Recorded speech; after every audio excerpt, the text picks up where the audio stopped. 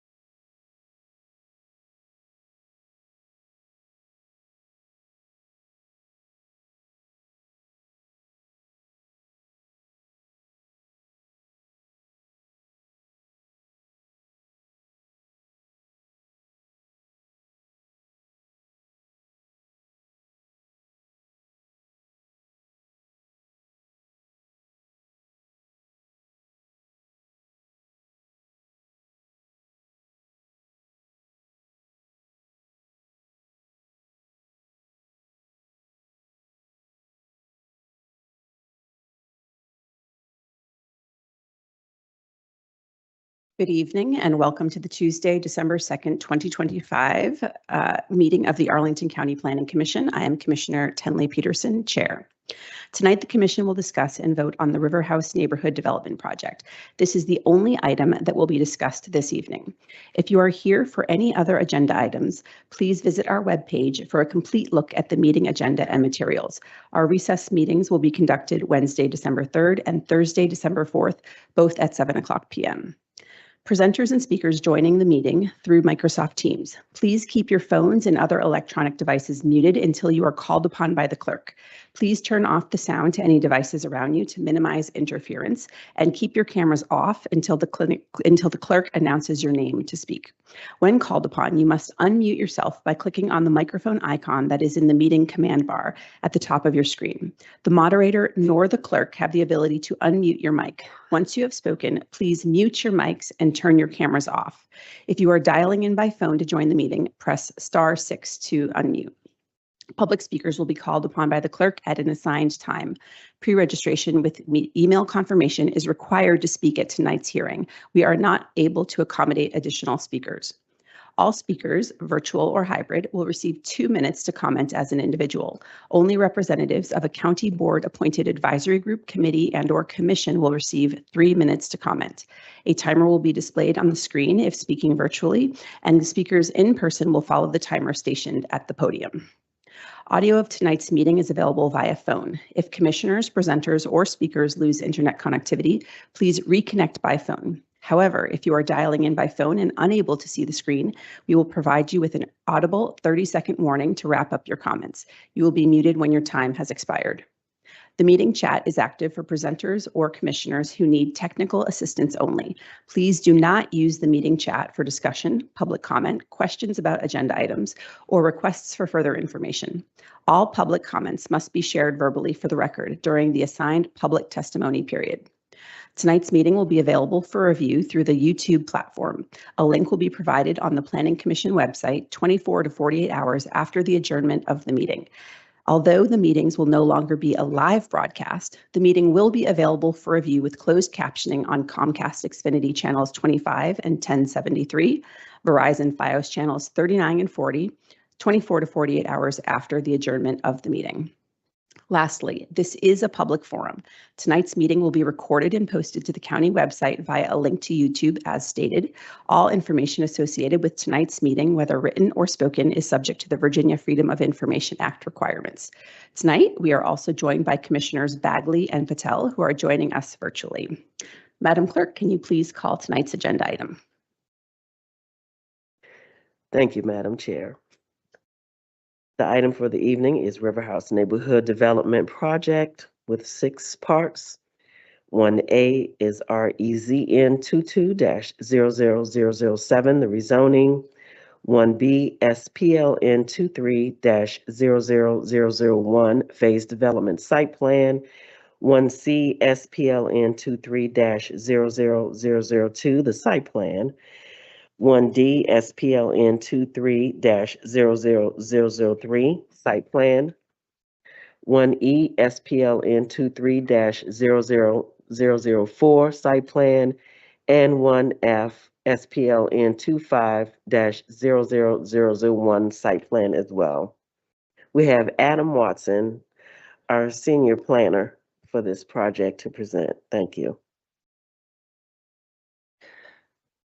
Thank you, Madam Clerk, and good evening, members of the Planning Commission and the public.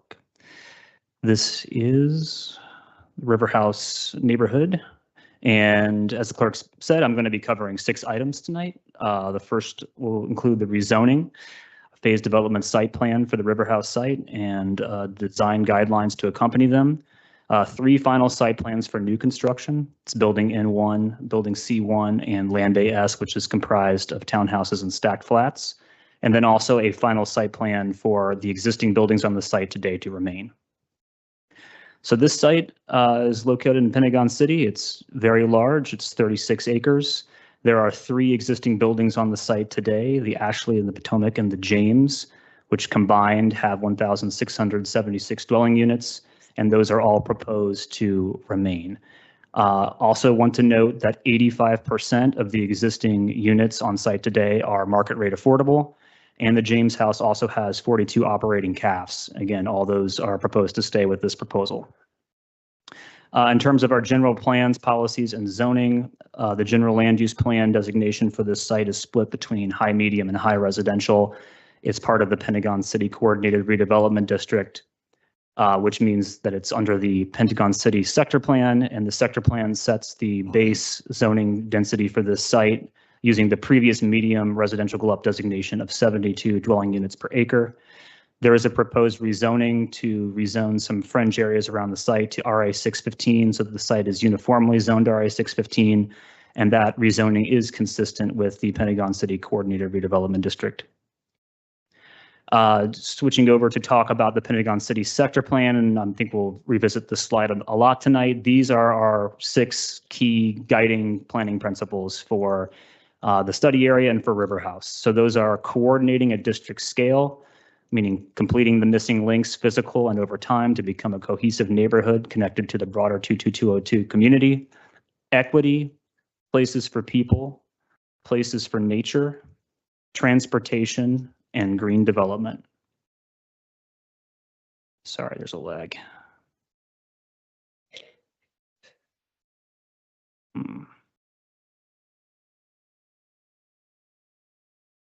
Okay, apologies about that. Okay, getting more specific now. The Pentagon City Sector Plan has very specific recommendations for the River House site, and that is to allow significant increases in existing density to achieve our community benefits, our urban design and transportation goals. And specifically to increase density, in this case, we're talking about housing, from approximately 47 units per acre, which exists today, up to 150 dwelling units per acre as a maximum. The community benefits are targeted and defined in the sector plan for River House, and that includes expansion of Virginia Highlands Park, along with a realignment. Can I turn it down? South Joyce. Just down. Can you please mute yourself? Along with a construction of a realigned segment of South Joy Street, creation of green ribbon segments throughout the site, and the green ribbon is a biophilic element that sort of ties together all of the planning principles I spoke about on the previous slide. Creation of additional public space on the site totaling at least 2.5 acres, having a road diet and two-way cycle track on South Joy Street, and then at least 10% of net new density above 72 dwelling units per acre as on-site committed affordable units. Another slide we might spend some time talking about this evening. This is the sector plan building and public realm edge map, but I'm using it here to just illustrate to you where the sector plan recommended public spaces in green ribbon be. So moving from left to right, showing you at least 1 acre net gain for Virginia Highlands Park expansion. Towards the middle of the site, what we're calling the N1-2 public space. That's casual use space that we had a separate planning process for concurrently with SPRC.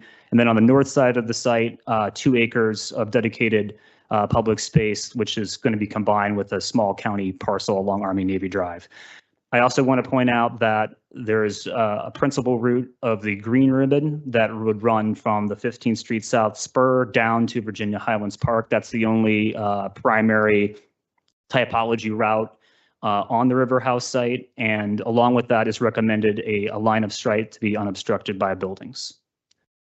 Okay, in terms of development proposal and anticipated phasing, I know the applicant will speak about this in greater detail, so I will just summarize by saying there are final site plans, which we're referring to as the initial phases of development, and that includes Land Bay S in the southwest corner of the site, the C1 building adjacent to it, and then towards the middle of the site, the N1 building.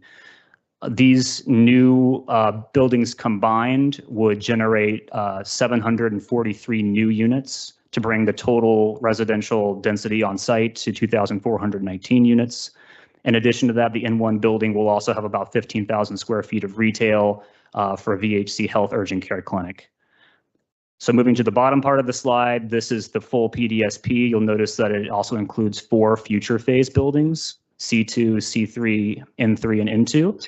And those buildings would bring the bulk of the remaining, well, just the bulk of the density overall proposed, allowing for up to additional 2,000 plus units to bring us to a total of 4,466 dwelling units total on the site, as well as an additional 4,000 square feet of ground floor retail in the N2 building.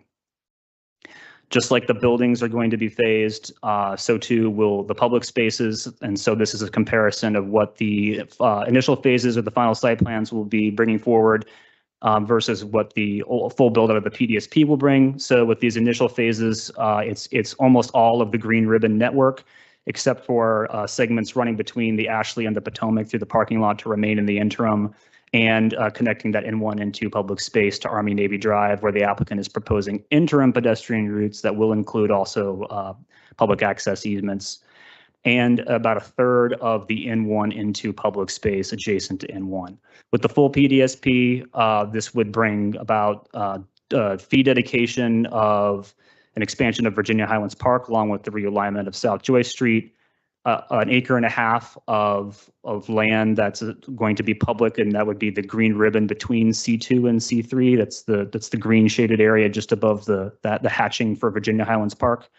The remainder of the N1 and N2 public space, and then as I showed on the slide of the sector plan, what we're referring to as James Park for the time being. That's the 2 acres on the far north side of the site.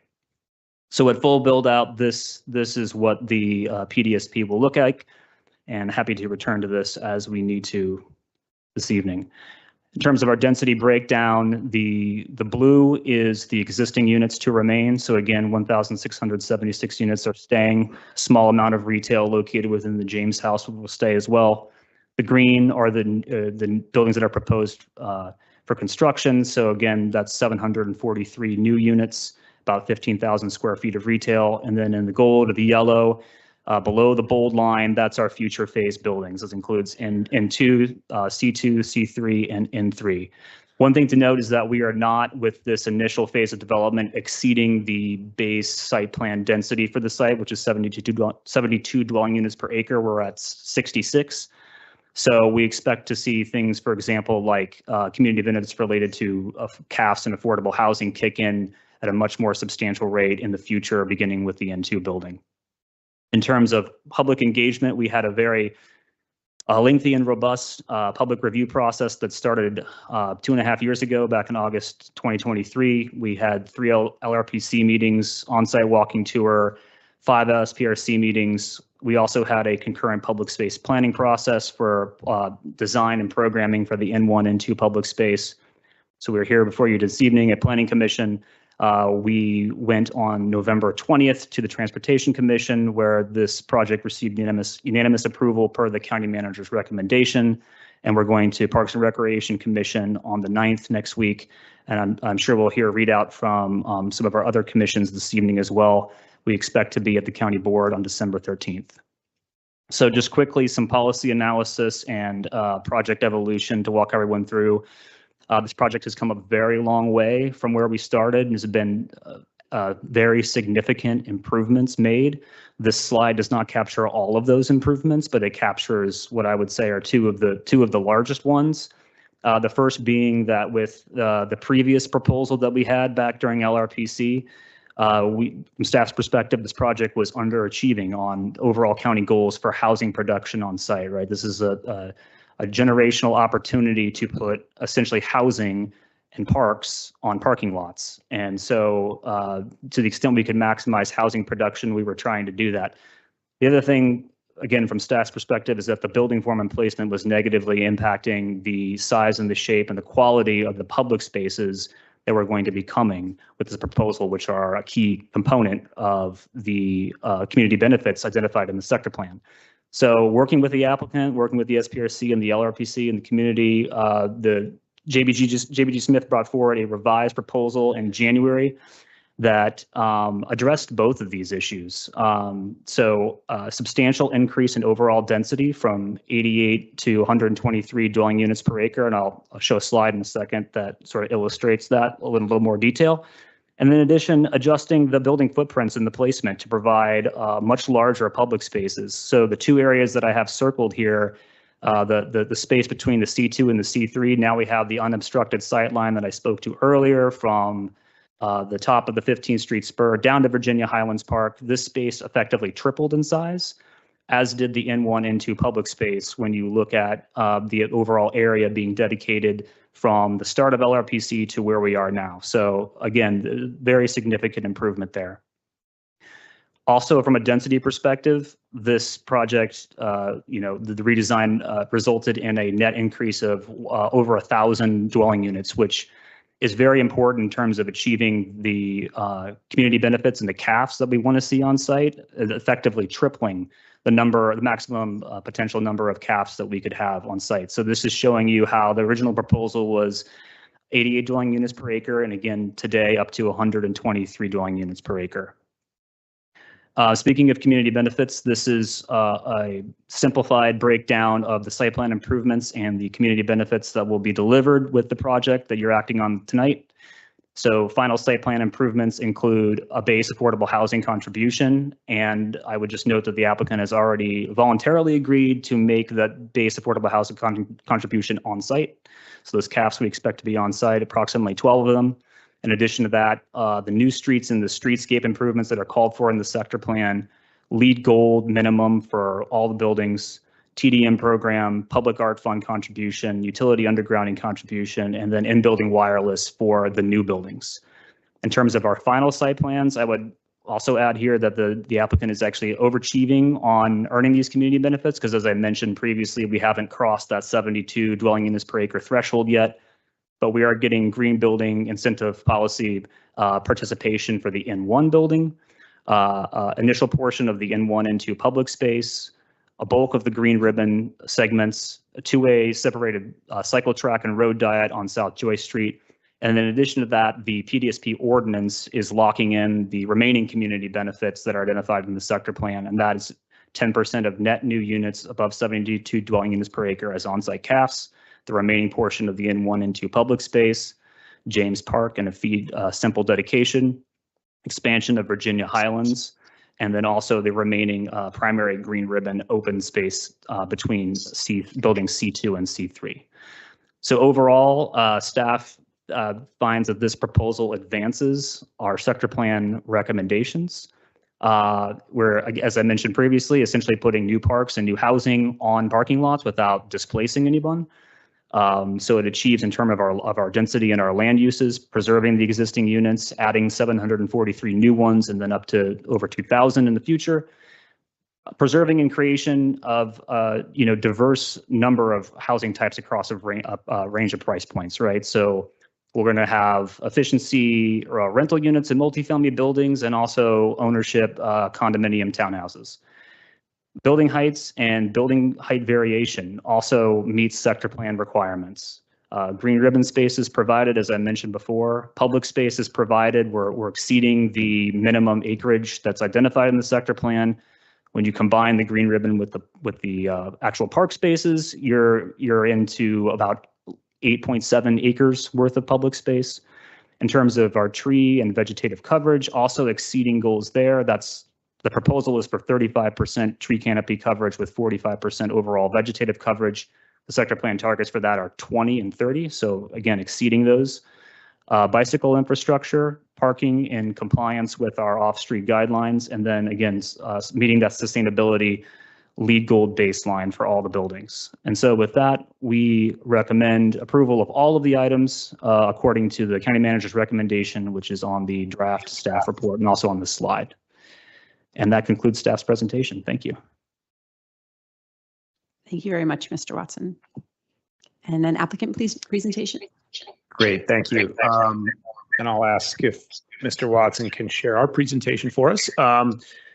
In the meantime, good evening, Chair Peterson, members of the commission. Thank you for your time. My name is Kedrick Whitmore. I'm a land use and zoning attorney with Venable LLP, and we're excited to bring you our presentation for the River House neighborhood right on time. If you can go to the next slide, please. A quick overview of what we're going to talk about tonight. We're going to discuss the site as a whole. We're going to walk through each individual site plan and then talk about a few of the overarching elements of this project. As Mr. Watson mentioned, we're seeking approval of a rezoning, phase development site plan for the entirety of the site, and final site plans for the development sites and the existing buildings to remain. On the next slide, Mr. Watson mentioned this, but we have been at this process for quite some time. We began the site plan process in 2022, soon after the sector plan was approved. And since that time, we have gone to the LRPC 3 times. We have gone to the SPRC 5 times. We've had multiple online engagements and a public space master planning process. We are hopeful to go to the board this month. We've gotten great feedback through that time. We appreciate that. And as Mr. Watson mentioned, it has really improved the design of this project as a whole through these years of public process. I should also note that this is not the end of the public process. There will be significant time spent on the permitting and design of the site before anything actually gets built. Final engineering plans, code compliance plans, sign plans, all of these have to be created, reviewed, and approved before anything is constructed. On the next slide is a photograph of the site today. 3 large apartment buildings with a significant amount of surface parking. And I want to make sure at the outset that I point out this is an enormous site. This is 36 acres. This is the size of Times Square in Manhattan. And that size has an impact on how we've designed this project, how it's been reviewed, and how it's going to be phased and built out. Our proposal is to retain the existing apartments that you see there today and build on the surface parking lots. It's important to point out that most of the site plan projects you see are in areas with an already built network of streets, sidewalks, pedestrian areas that provide a kind of ready-made environment to support the new development. This case is different. You see that infrastructure does not exist today. Instead, the applicant is building all of these areas, the streets, the sidewalks, the bike lanes, the open space, the pedestrian areas. We are taking a dead parking lot area and we are making a neighborhood. On the next slide, as I've noted, we've had a robust public process and made a large number of changes as a result. I think Mr. Watson went over them pretty well, so I won't spend a lot of time on that here. But in essence, the feedback led us to reduce building footprint areas and eliminate some buildings altogether to increase openings and porosity throughout the site. So moving forward on the next slide, this is an image of what the full PDSP build out is going to look like. But I should note the ability to build all of these buildings that you see is not what is being requested with this application. While a phased development site plan is getting approved for the entire site, we are only seeking final site plans, which create actionable building plans for the items you see here, Land Bay S, C1, and N1. The areas that are grayed out are going to be developed only when future final site plans or entitlements are approved. So on the next slide, this is what it will look like as the initial phases build out. Sorry, can you advance the slide one? That's okay. Great, thank you. This is what it's going to look like as the initial phases build out. Here's a plan showing the build out of Land Bay S, which we anticipate will go first. Let's see if that went away. You'll note the remainder of the site stays as is in this condition. And then the next slide shows what the final condition will look like once C1 and N1 are also built out. Again, those existing buildings staying as is. Here on the next slide is another example of the. Thank you. Moving to the specifics of the proposal here, there are over 1,600 units on the property currently that are being retained. Those are shown in gray. The buildings that will be built out as part of the current final site plan application are in orange. These will add 743 units for a total of just above 2,400 units. When the PDSP is fully built out, that is, when those buildings in yellow have undergone their own final site plan approvals, that will result in the addition of about 2,000 more units. Those buildings haven't been designed yet, and so it's possible that those numbers fluctuate, but that's what we have here today. So on the next slide is an isometric view of what those 3 buildings are going to look like in the context of the surrounding environment. Again, Land Bay S, the townhomes, C1 and N1 multifamily buildings. You'll note that each of them are shorter than the existing River House buildings. So I'd like to talk about each of these development areas in turn. On the next slide is Land Bay S. And if you'll advance it one more, we're really excited to be able to propose 132 for sale units here. And I apologize that it's difficult to read that text box with the numbers, but we've heard from a lot of folks throughout about the desire for new home ownership opportunities and the lack of those in Arlington. And we're really excited to be able to provide that here. These will be for sale units in these townhome and 2-over-2 configurations. As you'll see throughout this presentation, and you can see on the map here, there's been an emphasis on connectivity, making these areas accessible to and part of the overall neighborhood. So the next couple of slides are a few renderings and elevations. We have several different unit types, but all of them will be at least 3 bedrooms. The next slide has a couple of renderings to show how this is going to look from the street level, and one more rendering here. On the next slide is a little more information detailing the large number of public improvements that are going to take place here. We're adding those elements of vehicle, bike, pedestrian connections that just don't exist on the site today. I'll also point out there's going to be an interim path that's provided through the existing River House site, and you can see it on the map there, moving between the existing buildings down towards South Joyce Street to connect Land Bay S with South Joyce through another path beyond that of the new streets. And we have a connection similarly up to Lynn Street. Again, creating that infrastructure and connection that doesn't exist today. On the next slide, in terms of parking and vehicular operation, the townhomes will have internal garages to meet their parking needs, as well as a few on-street spaces. Next, I want to talk about building N1. You can see here it's on the northern portion of the site. If you'll advance the slide one, this is a multifamily building with ground floor retail areas that face South Joyce Street. You can see here how the building is accessed for both pedestrians and vehicles. On the next slide, this really is kind of a central point in the neighborhood. It provides terminus for a lot of these access areas, a lot of opportunities to access the building. I'll also point out on the top of this slide, the significant wooded area that we're maintaining and expanding and providing a forest walk through, as well as an open space promenade on the right side adjacent to the building. And on the next slide is a little more detail on that open space. It's about 1/3 of an acre and will provide access and respite for folks passing through the property east-west. It was designed and discussed in SPRC as well as in the additional park master planning process. One of the changes we made throughout the process and a result of hearing from our neighbors and participants was the addition of a staircase to allow easier access to this area from up the hill. It is parallel to West Post at the other side of South Joyce Street and will provide a great connection point down to the metro. A couple of architectural views are on the next couple of slides. I won't dwell on these unless folks would like to talk about them. We can advance another and one more. I do want to discuss one of the elements we're really excited about here, and that's the FSED. We've heard for years about the lack of medical uses in this area. This FSED is a new concept, essentially a hybrid between an ER and an urgent care. It provides a place for folks to treat some more serious issues that an urgent care could handle, but not a full-blown hospital. No one stays overnight. There are no surgeries.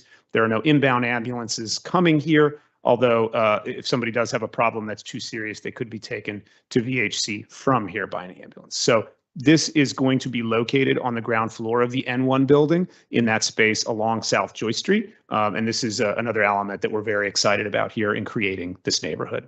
On the next slide, in terms of parking, we're going to provide parking on site at about 0.5 spaces per unit, removing 254 surface parking spaces that exist today. Finally, on the next slide, we move on to building C1. You can see this is kind of tucked in between the existing building and the new road to be built as part of Land Bay S. On the next slide, this is also a multifamily building with 102 units. You can see the entrances and operation here. The next slide provides some information again about the connectivity and the entrances. On the next slide, a few renderings and elevations. And you can see here on this slide and this one that we tried to use an architectural style that's a little bit distinct from the existing buildings, and we're very happy with the way it turned out. On the next slide, in terms of parking, we've removed 44 surface parking spaces, and we will park this at a now I'm on. Okay. 4:1 ratio. Well, I sent the email. She's probably answered it.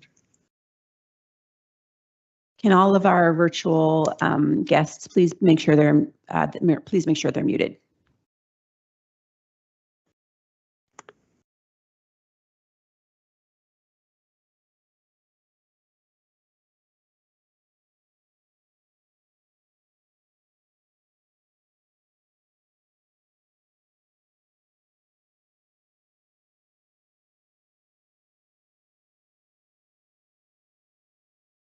On the next slide here, we've really taken that vision from the sector plan and executed on it here in the final site plans. Here are a few renderings of what we've proposed: wide and gracious paths, pedestrian-focused design, and the addition and maintenance of significant green areas integrated into the pedestrian ways.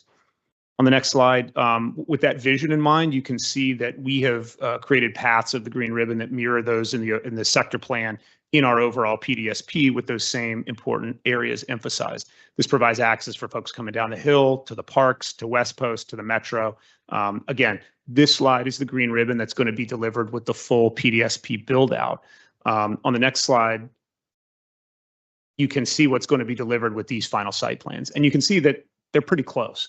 We're really happy that we're able to provide the majority of the green ribbon with these first final site plans that are going to really create the bones of this new neighborhood that allow us to then pursue infill development in other areas in the future.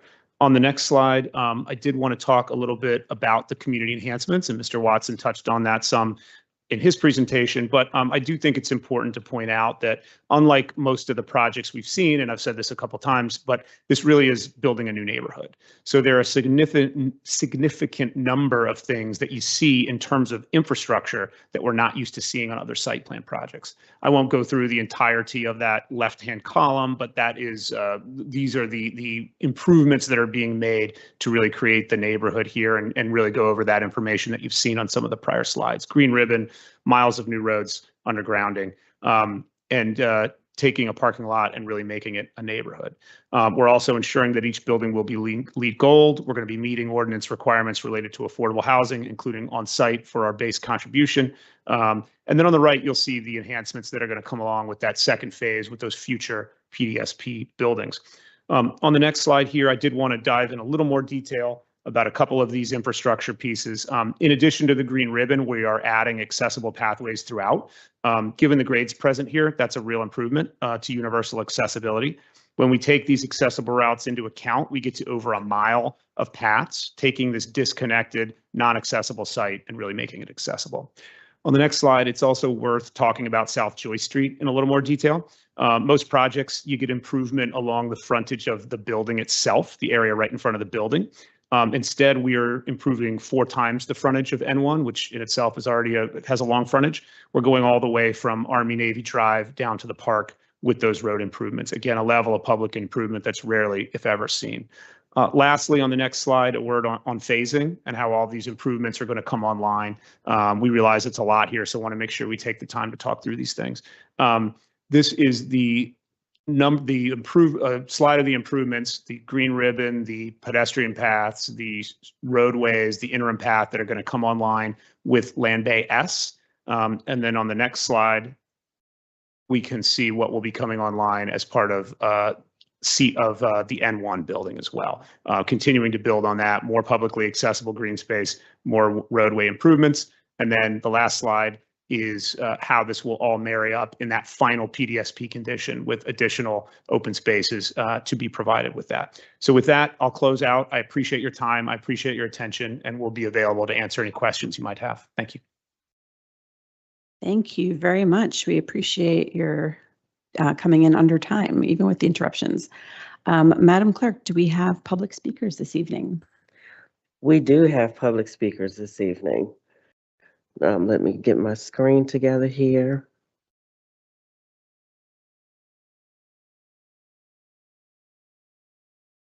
All speakers will receive 2 minutes for public testimony this evening. And as I call your name, if you can begin to move up to the front, and I'll be calling your names 2 by 2. Please press the button on the microphone before you begin to speak, and there's also a button to your far right if you need to adjust the height of the podium. Thank you. Yeah. Did I call your name? Did I call your name to speak? Oh, okay. Go right ahead. Yes. Hi, I'm Richard Ribb. I ask you to delay approval of the PDSP because there's an arbitrary and capricious rush to approve, which without real public engagement, which is improper. A very different PDSP exited the project LRPC. Halfway through, SPRC, the PDSP doubled, tripling the current density. The reason it changed was the Planning Department's memo regarding JBG's Block W development, saying that even though it conformed to zoning, the density disappointed them because it did not deliver the maximums per the sector plan. Once this happened, JBG got the message, hence the new PDSP in the middle of SPRC. We requested a special glove study, as Arlington has done for smaller sites. We requested taking it back to LRPC, all was denied. Instead, there were two more SPRC meetings, and we're here. My point, standard processes have not been followed, and two, the planning department is not impartial. They are advocating and pushing higher density. So at the Transportation Commission, I raised the issue that 22202 is a unique geography, a fishbowl, very few routes in and out. Therefore, the assumed traffic mix percentage of vehicles is critical. On pages 78 and 80 of the Nelson-Nygaard Transportation Assessment, the traffic mix for this area is assumed to be 27% cars, the lowest in Arlington, lower than Crystal City, lower than Roslyn. They use the same assumption whether new residents live in townhouses or apartments. The source of the assumption, the Planning Department. Any study the Planning Department may have done of Pentagon City could not have included River House, as it was not part of Pentagon City until last year at this time. They would have studied apartments above the metro station and a senior facility. We on the Ridge are not 27% cars. Using this assumption for this area without detailed justification is in error. I ask you require correct work before approving this. Russell Koffler is followed by Jessica D.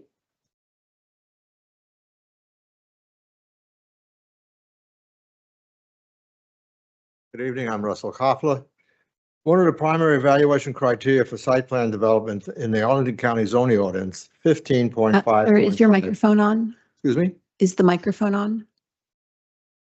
Okay, maybe get a little bit closer to it. I'm not sure it's Thank catching you. your voice. Thank you. The Arlington County zoning ordinance 15.5.5 includes compatibility with the neighborhoods, and I quote, "and not be injurious or detrimental to the property or improvements in the neighborhood." The current plan places 500 plus HVAC compressor units less than 40 yards from my balcony and will generate enough noise on a warm summer night to make the balcony unusable. Also, the height of building N1 will obscure my view of the dome of the Capitol and thereby reduce the value of my condo. In addition, the current travel time for the ambulance and fire trucks from Station 405 through South Joy Street is around 5 minutes. Even with the flawed traffic study, the increase in traffic during rush hour will probably double that time, jeopardizing another evaluation criteria to promote and protect public health and safety. During the flawed review process of this development proposal, none of these issues has been seriously considered. Therefore, the Planning Commission should deny the applicant's proposal until they reduce the planned 2790 unit development to comply with the county's evaluation criteria for site plan development. Thank you.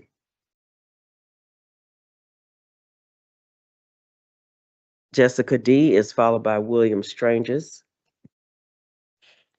Good evening. My ask tonight is that if you approve the PDSP, you conditionally approve it with the removal of the green ribbon at the 15th Street spur.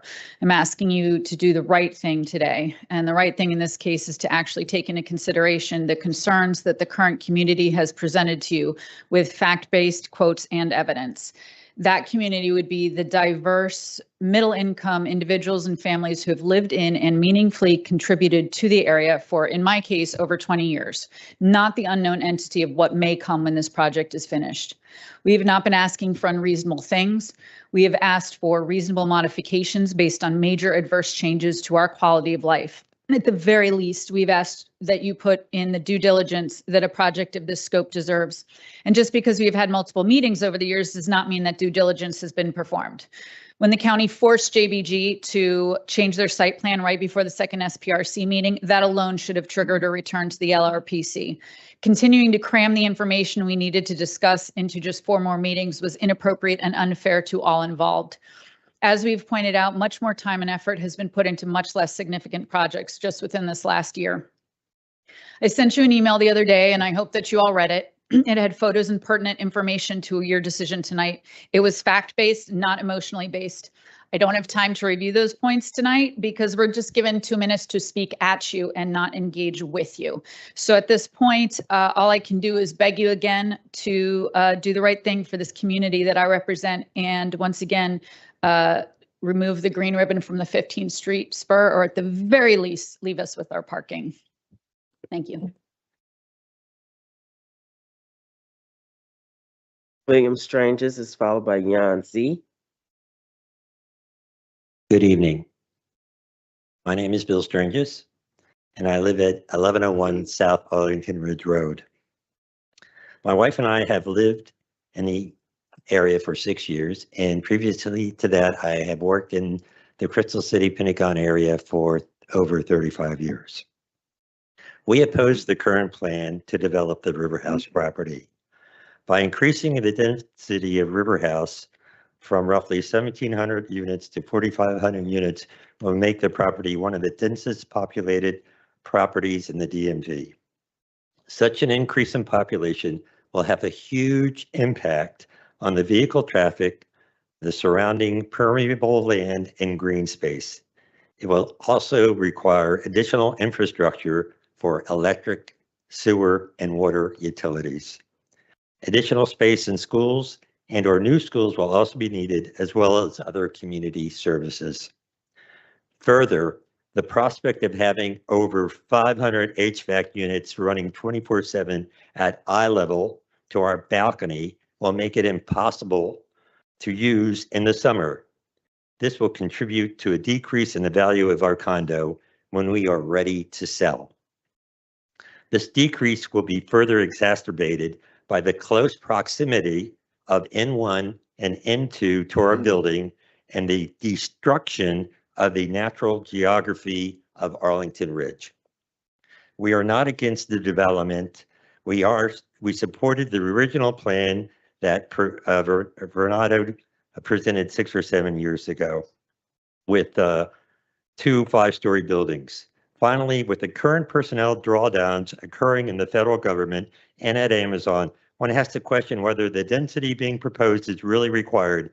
A recent article in the Washington Post postulated that in a few years, there will be a housing surplus. One only has to recall the Base Realignment and Closure Act of the 90s and its Thank you very impact much, on... sir. You're welcome to email us the rest of your comments. Appreciate your time. Yan Z is followed by Mary Reardon.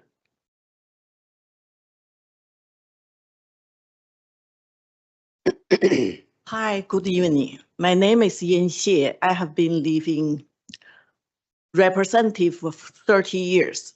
I'm not rich people. I'm just even probably not middle class. I own a small business. I spend a lot of money bought my condo, and I thought Arlington is a good place to live in, raise your family, your children, your grandchildren. Right now, I have 2 grandchildren. But right now, your plan, I feel going to destroy all of us live. Because imagine, before it's 1,600 units in the 32 square mile. Right now, according to your plan, adding on, eventually it's a 4,600 units. If each unit 2 people living there, how many people? 10,000 people, all living this small 32 square feet. The quality of life definitely going to go down. The traffic, a lot of things going to go down. Have you ever considered that? Before, from my building, I can see Capitol, I can see Potomac River. But right now, after you're building all of that 32 whatever the building, we only can see all of forest building. It's nothing about nature, nothing about human living condition. Don't mention about affordable. All of these never going to affordable. Okay, I'm finished. Mary Reardon is followed by Judith Richards.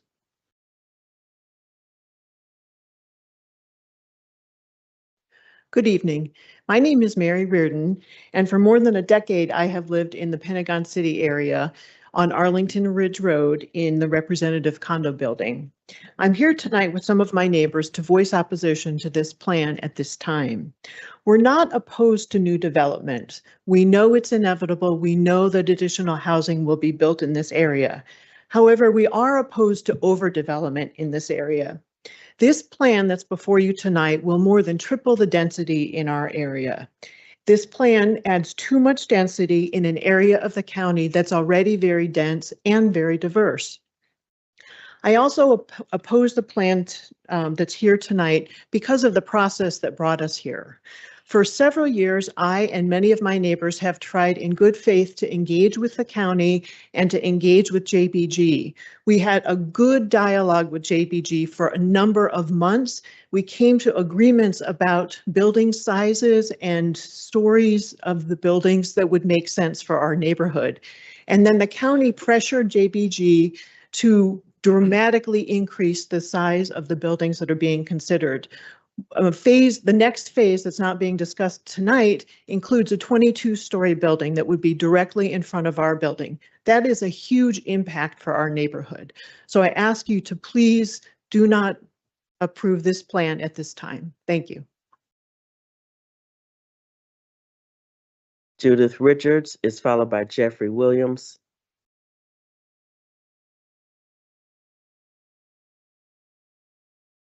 Hello, I'm a unit owner, Judy Richards, in the representative condominium.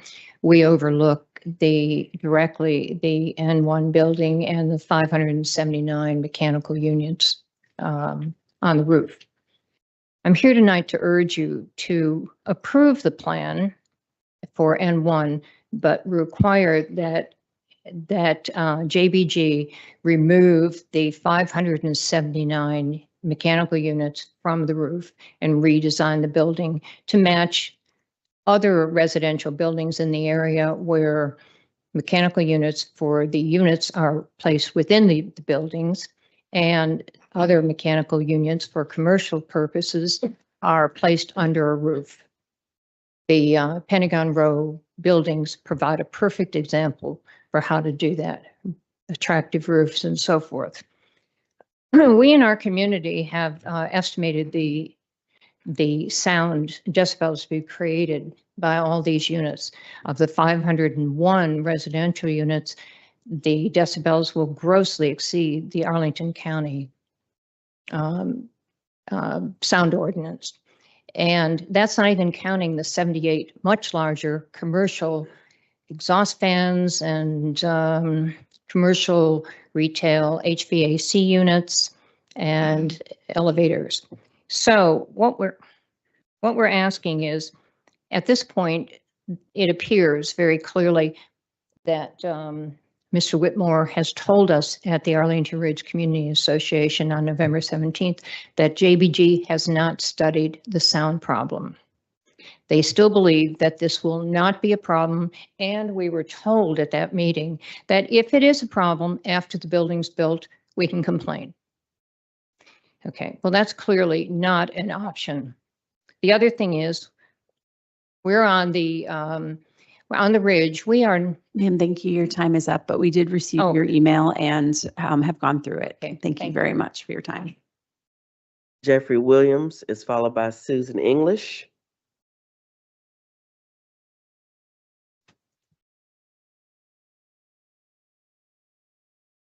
Good evening. My name is Jeffrey Williams. I've resided at the River House for more than 30 years, and I support the site plan proposals and the larger phase development site plan. The River House site is less than half a mile from the Pentagon City Metro. Replacing outdated surface parking with dense housing near metro and bus routes will help Arlington achieve walkable, livable density. The site plans and PDSP will significantly increase Arlington's housing supply and will provide different types of homes for all kinds of families, from studios to 4-bedroom townhomes, including rentals and owned units. Integrating well-designed pedestrian routes, including the green ribbon elements, enhance walkability, and public open spaces will create places that bring us together to celebrate shared community. Over the course of the LRPC and SPRC process, deviations from the sector plan guidance were noted and subsequently addressed by JBG.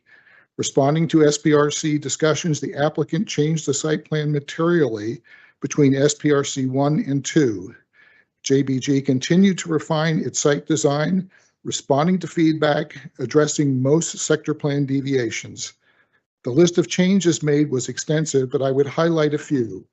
A significant increase in improvements to the public open space opposite Pentagon Row.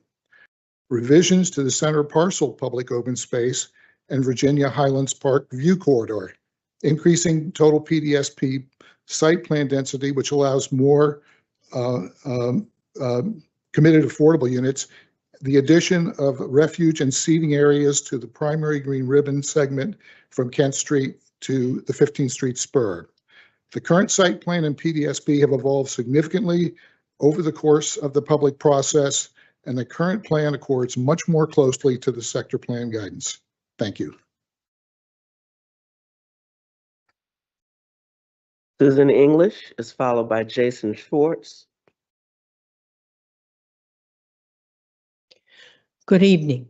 I'm Susan English, a 43-year resident of Arlington Ridge. That length of stay does not entitle me to greater voice on this project. On the contrary, I support and welcome the voices of those who need and appreciate this new housing opportunity. The Pentagon City Sector Plan, approved in 2022, pursued a vision of increased vitality with more housing and mixed use close to the metro station. That vision included, for this large site, creating view corridors up the ridge, added open space, and walkable, bikeable green pathways to access the new development and better connect the community. I remain firmly in support of that vision. Phase 1 of this development is less dense than the maximum allowed under the sector plan, but is welcome for its mix of for-sale townhomes and stacked flats, new 7-story market rate units, a VHC-affiliated urgent care, and a significant rebuilding of South Joyce Street with a wider sidewalk, two-way bike lanes, and shorter crossing distance for Riverhouse residents.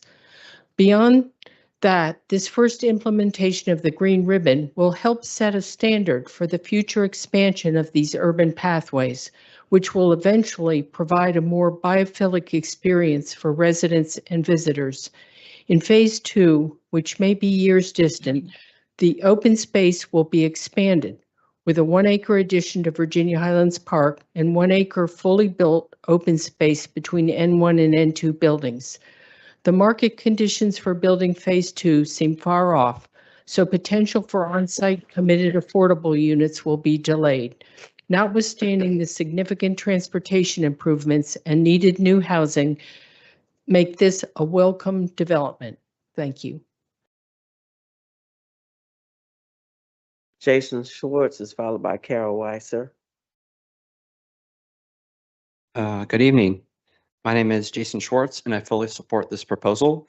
This is a game-changer development for Pentagon City, the Richmond Highway Corridor, and Arlington as a whole. It really provides a significant increase in Arlington's housing supply and different types of homes for different kinds of families, from studio to 3-bedroom apartments and 3 to 4-bedroom stacked flats and townhomes, providing rental and homeownership opportunity. There's really a good mix of something for everyone. This proposal is a great improvement over the initial proposal with much greater increases in density. This site has a long-running history of proposals going back many years, at least well over a decade. And this one is in line with the Pentagon City area plan and provides substantial benefits for Arlingtonians now and many decades in the future. This provides new transit-oriented development and next to significant amenities and right by the metro, which recently the DMV Moves task force is moving forward to a multi-billion-dollar plan. The homes here are going to be next to the metro, where the average wait times during peak periods will be counted in seconds, not minutes. That is the sort of opportunity that this has, next to major job centers, recreational areas, and other great places that people really desire and covet so much. That's why this is so amazing. And lastly, there's really, as I sum up here, there's no displacement of the existing residents.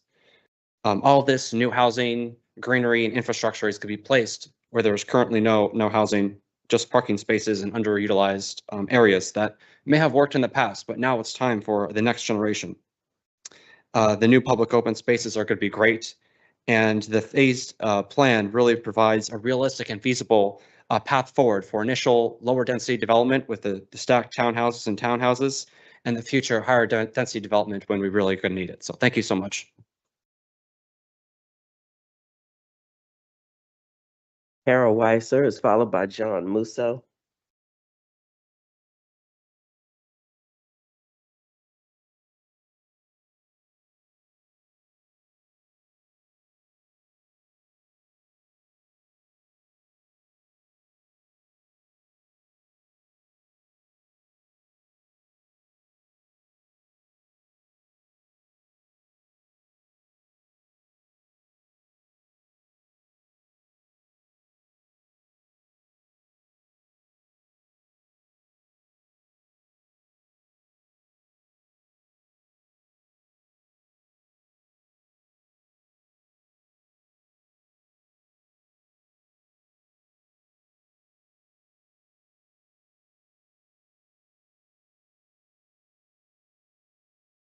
Could she turn the microphone on? However, I urge that that be accomplished in a way that respects and preserves the value that I and others have invested in our condominiums, not through the tripling of the density. This concept has been sold as a way to place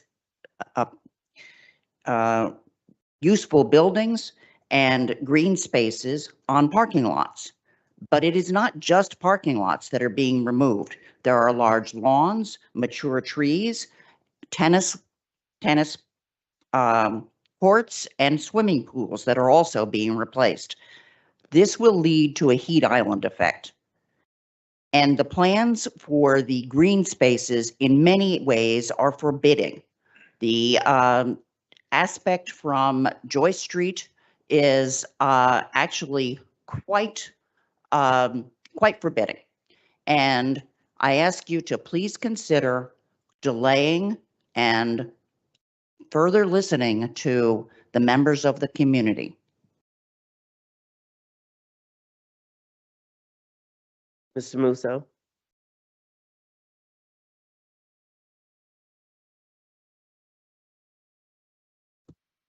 Good evening, members of the Planning Commission. John Musso, Government Affairs Manager at the Arlington Chamber of Commerce. On behalf of the Chamber, I wish to urge you all to please recommend the adoption of the phase development site plan, 4.1 site plan amendments, and rezoning before you regarding the River House site.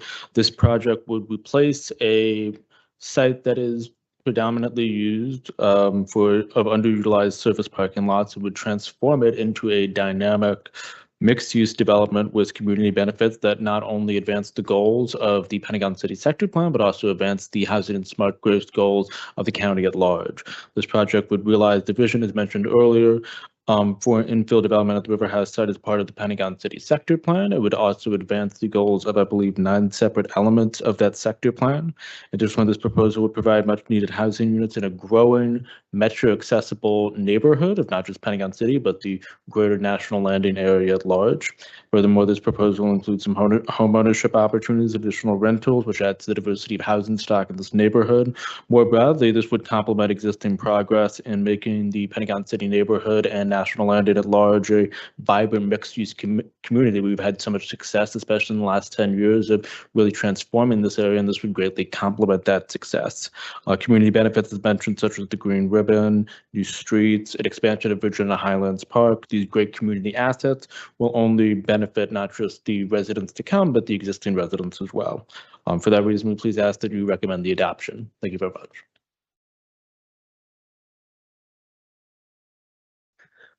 We will now turn to our virtual speakers online. Please listen for your name and then turn on your camera and or your mic at that time. Our first virtual speaker is Tina Muse, followed by David Osgo. Please note that my request does not affect building heights, does not affect density and does not affect the green ribbon within the River House site. My request is very narrow. If you choose to endorse the PDSP,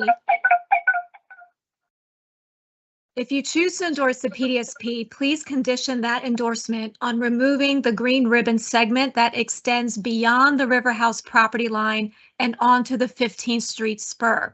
That short spur is the only access point for the 2 active garages at Pentagon Ridge condominium. Pentagon Ridge is the smallest of the apartment and condo buildings in 22202. Yet it would become the only one to lose all adjacent street parking and the only building where the green ribbon would run directly in front of its garage exits. The spur's geometry is inherently unsafe for multimodal traffic. Vehicles must nose into the roadway to see oncoming traffic on both Arlington Ridge Road and Lynn Street. Introducing pedestrians and cyclists at those points creates conflict zones that cannot be engineered away. By the time someone walking or biking would realize the segment is unsafe, it would be too late. If you endorse the PDSP, I respectfully request that your endorsement be conditioned on removing this one small segment from the primary green ribbon. Thank you. Okay, we're going to try a new thing tonight, so bear with me just one moment.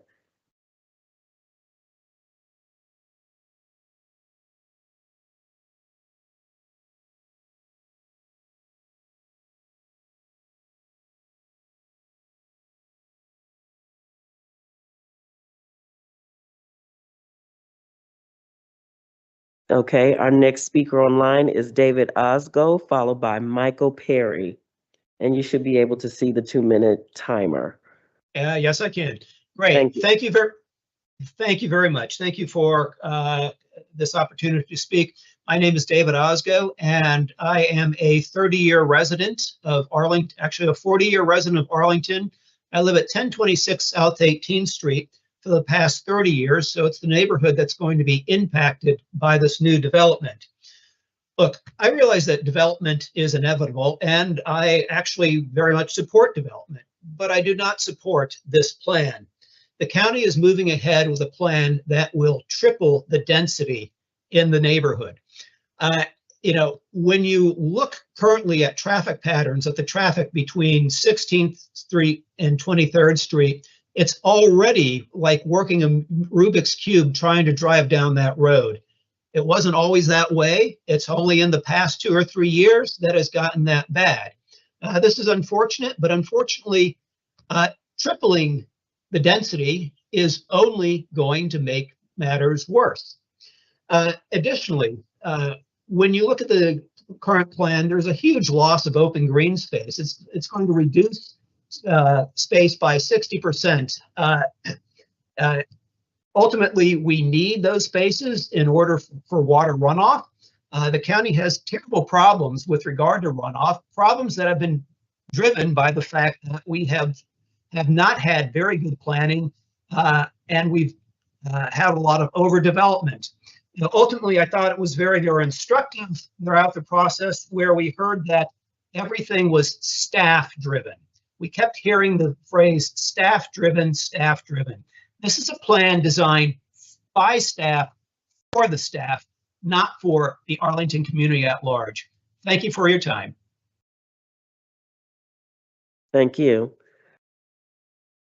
Our next speaker is Michael Perry, followed by Rebecca Heldeker.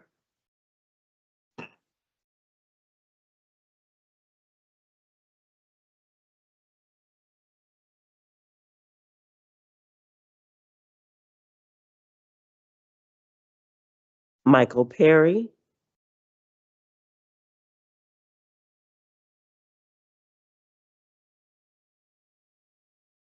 If you're online, sir, please unmute your mic.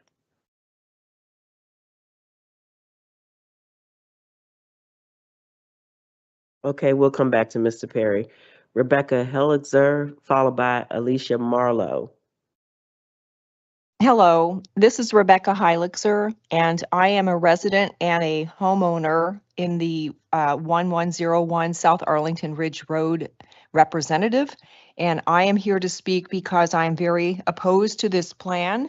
I enjoy as a recent Arlington resident within the last couple of years, I moved here specifically into this building because of the neighborhood feel and also the beautiful iconic views of the Arlington Ridge. And this plan, as proposed, both the near term and far term, would significantly impact the feel of the neighborhood and the beautiful views that we enjoy. And as a daily walker, I think that the density would really negatively impact the traffic and the safety of being able to walk around safely in the neighborhood by such an increase in population density that this building plan would result in. And I don't think that the process offered a good chance from at least my last few years of being here to add and have my inputs listened to, and also others in the building and on the street that I live on. I feel that there's a lot of the same similar sentiments. The benefits are minor that are proposed in this plan, but I think that the negative impacts are significant, including what has been aforementioned with the noise of the HVAC units, the lack of views, the heat generated by the overdevelopment of the buildings. And I think that, we'd lose a lot of the feel of the neighborhood by this plan going forward. And I'm not against development. I appreciate it, but I also think that the building height should be equivalent to the Pentagon Ridge, no more than 5 stories high, and to keep the flavor of the neighborhood as it is now, while adding modest and reasonable density. Thank you. Our next speaker is Elisa Marlowe, followed by Natalia Lord. Yes, hi. Alyssa Marlowe, I'm the Pentagon Ridge condo. Generally, I'm not in support of this plan, but at a minimum, I'm here again to notify the county of the unsafe conditions at the 15th Street spur. Generally, I feel like many people have said that there was a bait and switch by the county staff pushing JBG to change after months of working with them to accommodate the needs of long-term residents like myself. Been in the zip code probably 12, 13 years or so. The hypothetical new residents. It seems like potential market conditions won't really require the needs of the second phase. But however, again, as I mentioned, the 15th Street spur really needs to be removed now. There's 32 people that park in a garage just outside of there. Kids are going to ride skateboards. Kids are going to ride their bikes. My roommate and I go outside of that garage a minimum of 4 times per day. I don't want to hit a kid. I know that she doesn't either. Our garage height is about 6 feet, 6 inches. It won't accommodate repair vehicles, won't accommodate AAA vehicles and things like that.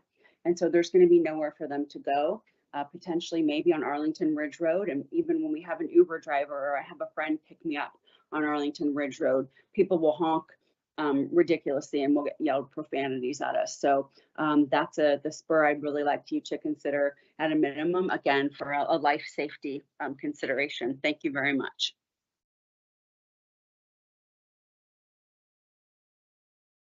Thank you. Our next speaker is Natalia Lord, followed by Bernie Byrne. Hello. Hello, my name is Natalia Lord, and I live in Ridge House condominiums.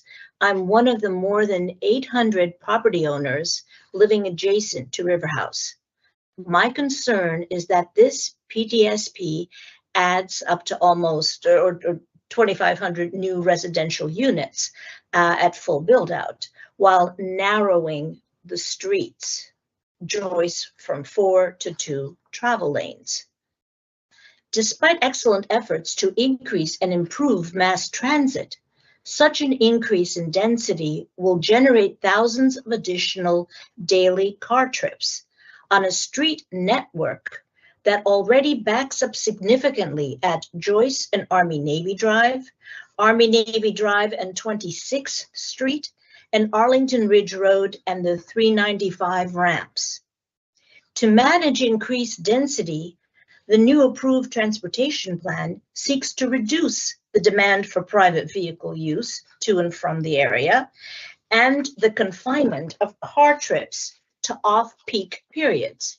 In other words, make it really, really painful to drive. As every resident in the area today can tell you, the densification of surrounding neighborhoods has already fully succeeded in achieving these goals. We cannot drive anywhere or invite anyone without considering the time of day.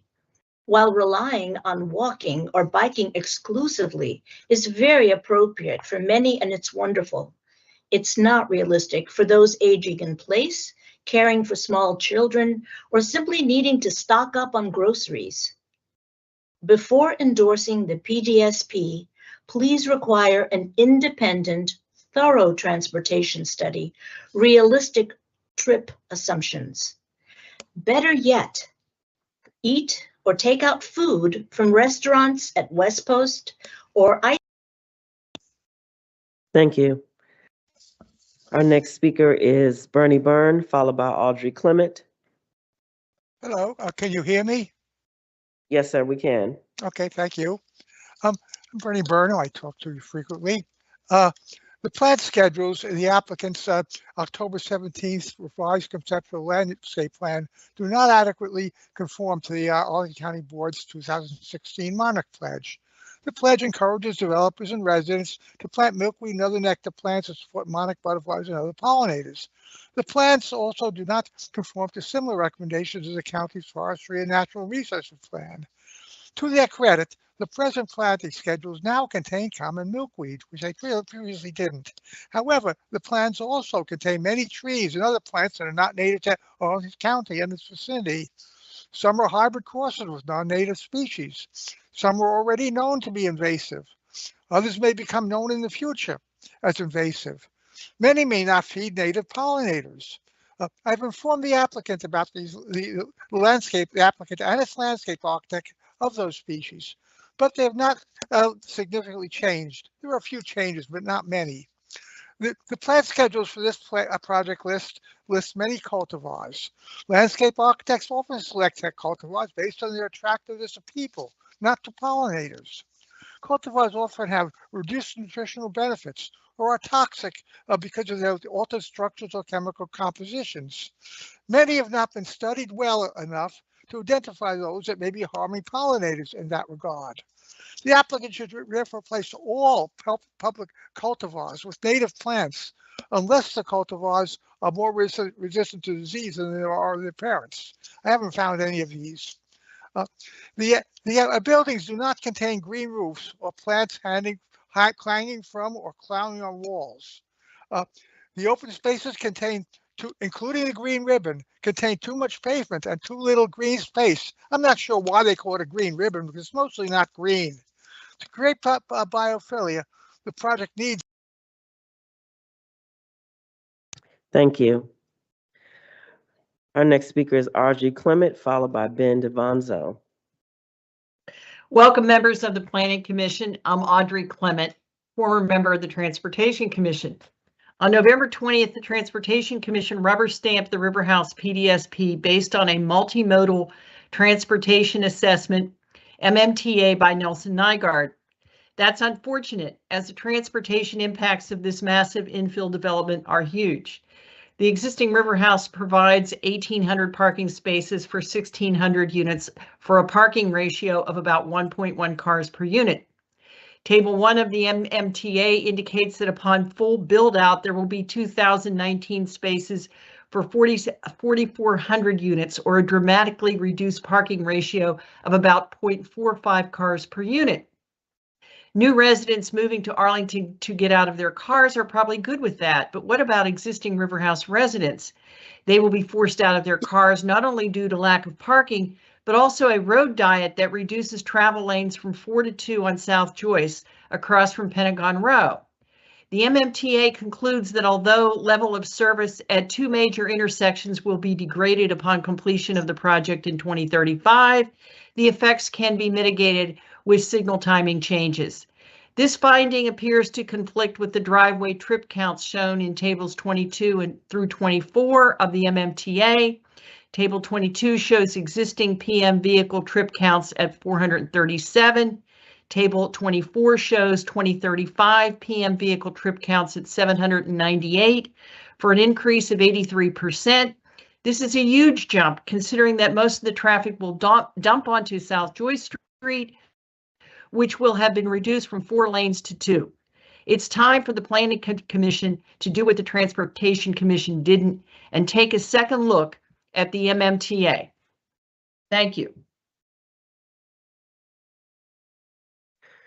Our next speaker is Ben Navanzo, followed by Nicholas Jacoby. Hi, good evening. My name is Ben Davanzo. I am speaking as chair of the Crystal and Pentagon Cities Council. As a reminder, the CPCC is a Arlington County appointed advisory body made up of residents, businesses, and property owners in the Crystal and Pentagon City sector area. And we advise the county board in particular on how to implement and to oversee implementation of the sector plans.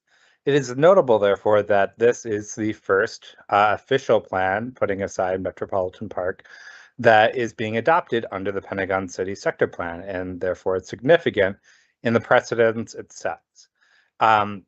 The CPCC discussed this plan in our meeting earlier this fall in September, and generally we're appreciative of the changes that were made to better bring the plan in alignment with what the sector plan allows. There's little doubt that when the Pentagon City Sector Plan was being reviewed, that the River House portion was perhaps the most discussed and debated at that time. And so the fact that the county board adopted that plan and indicates that it is really important that we adhere as close to the sector plan as possible. The CPCC did not have objections to the couple of deviations that came up around the facade of N1, as well as the edging on the forested side of the plan. We did note that the lower level of density will lead to fewer levels of affordable housing. So please refer to the letter that we sent to the county board and CC the Planning Commission on for the full range of our analysis. But in general, it is exciting to see the Pentagon City Sector Plan being realized in this way. Thank you. Thank you. Nicholas Jacoby is followed by Rosamunda Nahart. Thank you. Good evening, Chair Peterson and members of the Planning Commission. I'm Nick Jacoby, and since 1987, I've been a River House abutter for the home at the Ridge House, now occupied by a member of our family. We've all been working very closely with the developer on this project for many years, and sadly, it's the rare case of a project that was better at its inception, in spite of many years of review. There are parts of the project I like. I'm glad to see home ownership in the townhouse portion. The VH project is going to be great, although the design of the townhomes is really uninspiring compared to the original proposal. Arlington prides itself on diversity of all kinds, so I was sad to see the senior housing and ownership condos fall out of the plan. Both are housing types that are sorely lacking in our county. But these are market choices, and in capitalist America, we need to listen to the market. My real trepidation is the noise from the N1 building. I'd really like to see an honest acoustical analysis of the 500 odd units humming in unison on the roof of N1, just below our Ridge House balcony. In sum, I reluctantly support the 4.1 application because let's face it, it can only get worse at this point. There've already been enough chefs in that kitchen. I'm also concerned about the impact this project and many others in the pipeline will have on the already overcrowded schools in 22202 and in South Arlington. It's not hypothetical. IPS is already teaching classes in trailers. I don't need to remind you that the original proposal included space for a school that has sadly been omitted. As to the PDSP, I don't think we should give a free ride to approval. When Mr. Kafritz built the original 3 tripods, he gathered up all the densities and built the then fashionable towers in the park typology. We've enjoyed that open space for decades, even if some of it was used for parking. With the PDSP before you, staff is recommending massive development. HUD has pointed out that we don't have a housing crisis, we have a housing affordability crisis. What will these towers do for housing affordability? I don't think they'll help much. So I urge you not to give the PDSP a free ride and suggest that you kick that can down the road. Thank you. Thank you. And just a friendly reminder for those online to please keep your mics muted until you are called on to speak. Thank you. Our next speaker is Rosamunda Nahart, followed by Becca DeDirt. Good evening. Can you hear me? Yes, thank you. Good evening. My name is Rosa Munda. I've lived in Arlington for 30 years and I own a condo in Ridge House. I do not support this plan and my building has voiced concerns to many aspects. Community opposition is huge. Over 500 residents on the Ridge itself are against it. A petition with 3,000 signatures, which represents over 10% of the entire zip code, was submitted. This is very powerful. The concerns are the 500 rooftop compressors, which is egregious. The noise will be unbelievable. The site will be an eyesore and the property values will be harmed. Alternatives do exist. Across the street at 1401 Joy Street, they used in-wall units. So please, no roof compressors. People have talked about the views. Takis Karantonis held an open door Monday in 22202 recently and said he supports an independent study of view sheds. Let's put that on the record and get it done. Other items for the record. This process was supposed to be transparent with community input. Instead, county staff forced the developer to increase density or risk losing approval. That is just not right. SPRC is not a yo-yo for height and density. This process has not been transparent from the start. River House and Arlington Ridge were misleadingly folded into the Pentagon City plan despite not being part of Pentagon City. That was grossly disingenuous and misleading to residents. Today, the Planning Commission has a fiduciary duty to protect current residents' quality of life and address noise, traffic, parking, infrastructure, compressor farms on the roof, and property values. That duty must be met. Many residents and taxpayers oppose this plan. Please consider their voices. Thank you. Thank you. Our next speaker is Becca Dietert, followed by Robin Frank. Thank you for the opportunity to testify. My name is Rebecca Dieter, and I serve as the Virginia Housing Advocacy Specialist for the Coalition for Smarter Growth. CSG advocates for walkable, bikeable, inclusive, and transit-oriented communities as the most sustainable and equitable way for the Metro DC region to grow and provide opportunities for all. After reviewing the proposed phase development site plan and the changes agreed upon through the Site Plan Review Committee, we are testifying in support of rezoning the River House site to enable compact, pedestrian-friendly, and transit-oriented infill development. Being within walking distance of the Pentagon City Metro, these projects offer an opportunity to address Arlington's well-documented housing shortage while leveraging our world-class transit system to expand housing and economic access far into the future. I've been a resident of Arlington County for the past 6 years. The county's recent affordable housing needs analysis provided evidence of what many of us who live here were already well aware of. There are not enough homes in the county, particularly for households at the lowest incomes, but also those for those in middle income brackets. We must take every opportunity to expand housing choice in the county, particularly where it is needed most, the neighborhoods with access to transit, jobs, and upward mobility. We are especially supportive of the inclusion of on-site committed affordable units in this large-scale project. This is an investment in our county's economic and cultural vitality that will benefit our community and region for years to come. As an environmentally conscious organization, we are also in favor of JBG Smith's proposed community benefits, including the green ribbon connections throughout the project, the guarantee of LEED Gold certification, and the expansion of Virginia Highlands Park. The reduction in parking requirements and integration of infill development strategies are also smart growth practices we welcome. We appreciate the hard work of the staff, developer, and members of the SPRC to refine this plan, and we urge you to support it. Thank you for your time and consideration. Thank you. Robin Frank is followed by Susan Castorina. Thank you. I have 3 points tonight. First, I support further development in South Arlington. Nevertheless, I associate myself with the concerns many of the previous speakers have raised tonight. Number two, the process has been defective and rushed. It has not been transparent. 3, one specific concern is the green ribbon segment that extends beyond the River House property line and onto the 15th Street spur.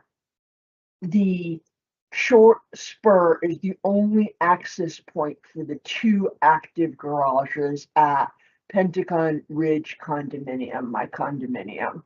This plan would be unsafe, as is vehicles must inch into the roadway to see oncoming traffic and on both Arlington Ridge Road and Lynn Street. Adding pedestrians and cyclists to this mix would prove literally fatal. Pentagon Ridge is the smallest of the apartment and condo buildings in this area, yet it would become the only one to lose all adjacent street parking. Thank you. Thank you. Susan Castorina is followed by Erica Schwartz. Good evening. My name is Susan Castorina, and I have been living in Arlington Ridge for about 10 years. I ask that if you are to approve, you do so conditionally with a required change to the location of the green ribbon access on the 15th Street spur.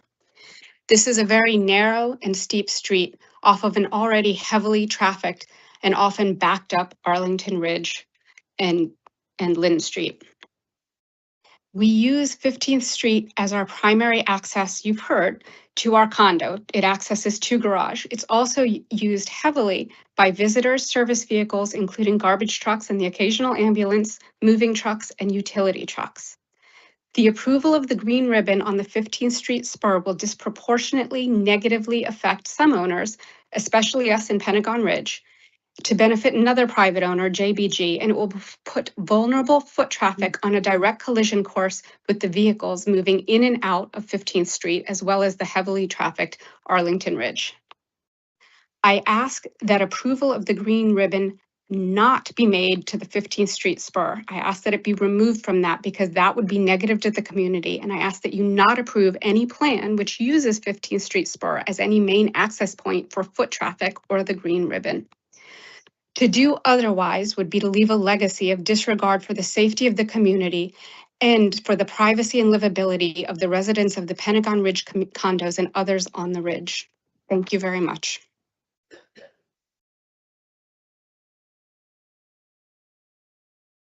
Thank you. Erica Schwartz is followed by Isabella Ramirez. Hi, my name is Erica Schwartz, and I'm an owner at Pentagon Ridge. I would like to ask that you approve the PDSP on the condition of removing the 15th Street spur from the primary green ribbon route. Because, like said before, the entry and exit of the garage would be right adjacent to very vulnerable foot traffic, and I don't want to be worried about being in danger of hitting somebody every time I leave my garage. I commute to work multiple times a day. We also really value that street parking and the access for public services, moving vehicles, etc. And I really think that we should not be using the 15th Street spur for any sort of green ribbon. Again, just for the safety considerations mainly and the use of the parking that disproportionately negatively affects Pentagon Ridge. Thank you so much. Thank you.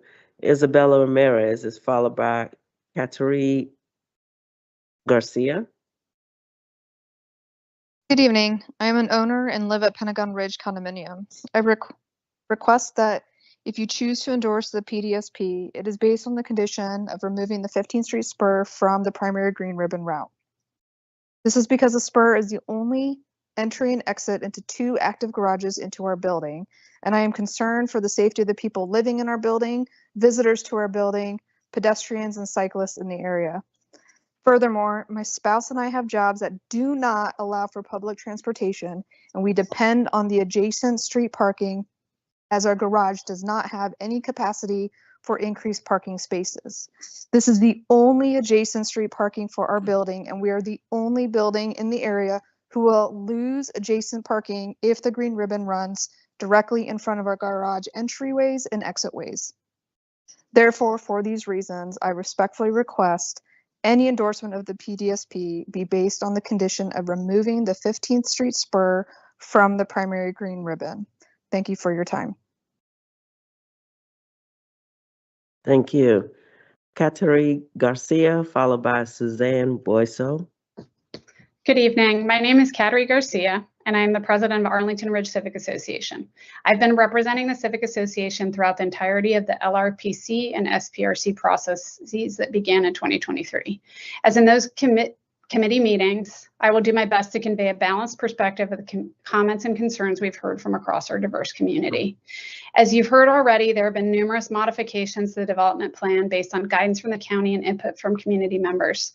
The first version of the plan in the LRPC was compatible with the desires of community members who wanted less density and lower buildings. However, it did not meet the needs of members who wanted more public, green, open space.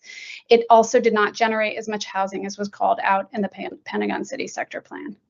As has been conveyed by the county and the applicant, the current version sought compromise between the current economic environment and future goals by splitting up the development into two phases. The community has been consistently supportive of accessibility across the site, public open space, multimodal connectivity across the site, and connection to the existing public pedestrian stairways like the Hume School and the South Lynn Street stairs.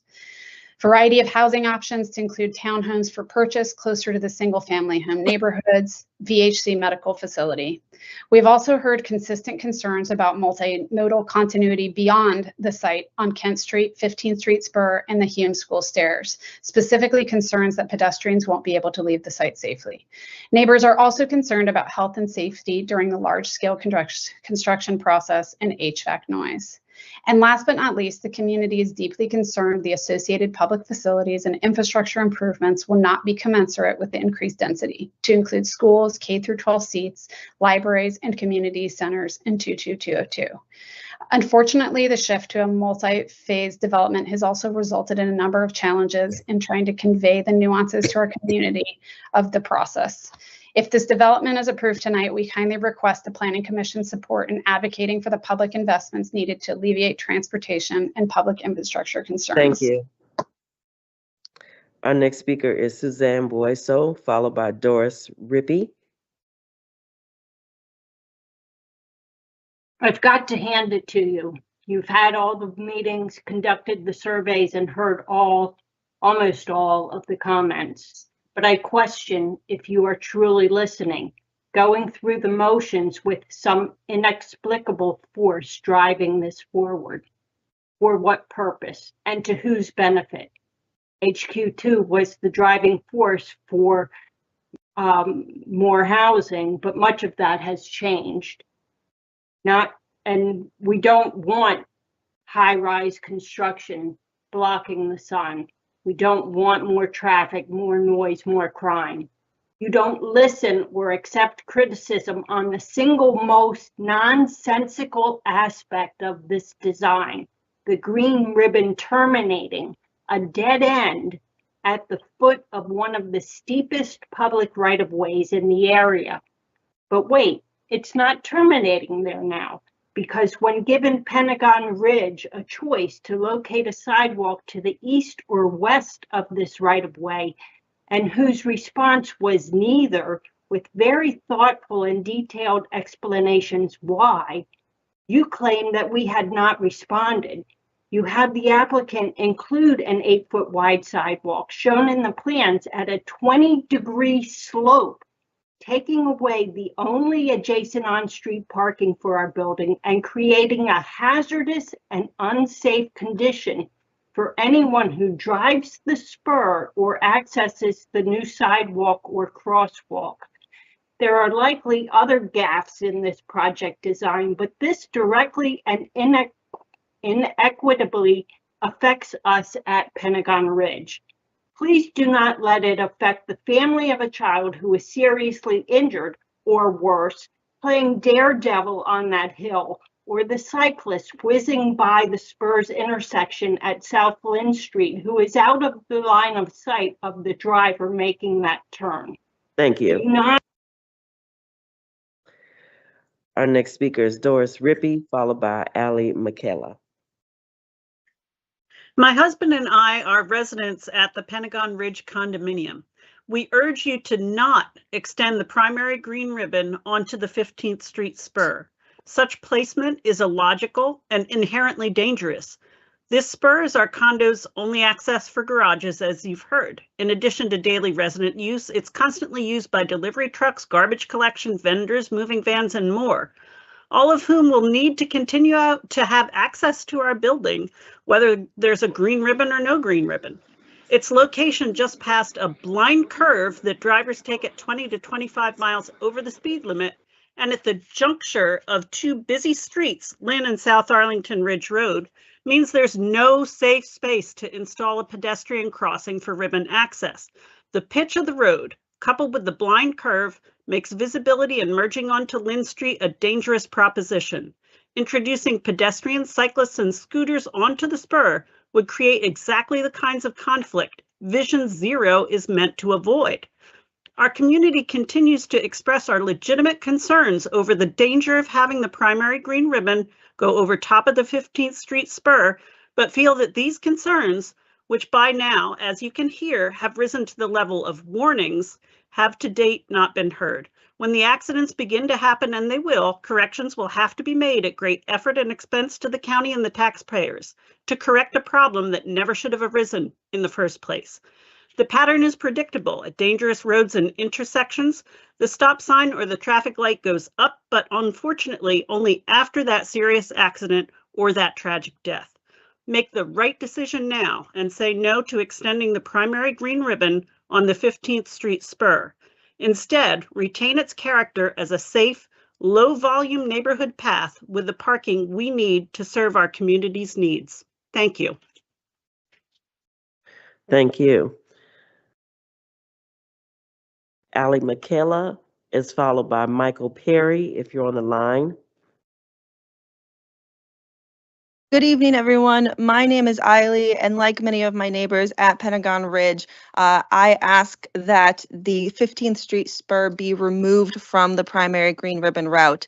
My husband and I are the youngest owners in our building, and we consider ourselves very lucky to call the Ridge home, and are overall excited about the development that will be taking place at River House, but cannot understand why the 15th Street spur is being included in the green ribbon route.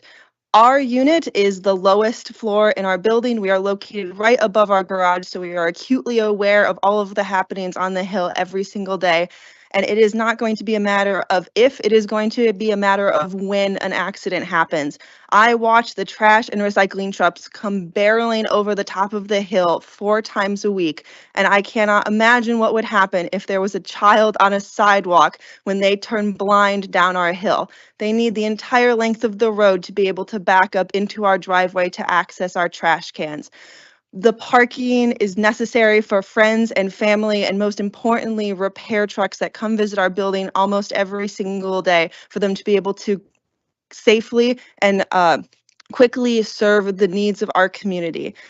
The 15th Street spur should not be a access way for pedestrians and cyclists. It is not safe to walk up and down. It is extremely tenuous and exerting physically to walk up and down this hill, especially in the winter. And with the added dangers of cars coming up and down the hill, it just does not make logical sense for the 15th Street spur to be considered part of the green ribbon. So I please ask that the commission remove the 15th Street spur from the green ribbon, but support the rest of the development. Thank you very much. Thank you. Our last speaker will be Michael Perry, if you're on the line. Yes, I am on the line. And Thank you. I oppose the plan because I see it as a unthoughtful at best and unethical at worst addition of density to Arlington.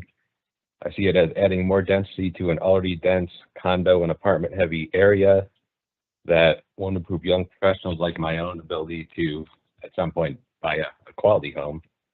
And it's not going to do anything to bring single-family home prices down, and has a serious risk of raising those single-family prices if more people come to Arlington, live in these, low-quality condos and apartments, eventually competing with people like me who are looking to move up into a single-family home, which I'm already priced out of. So I see the plan as a path towards further dividing Arlington to single-family home owners on the one hand and the apartment and condo dwellers on the other.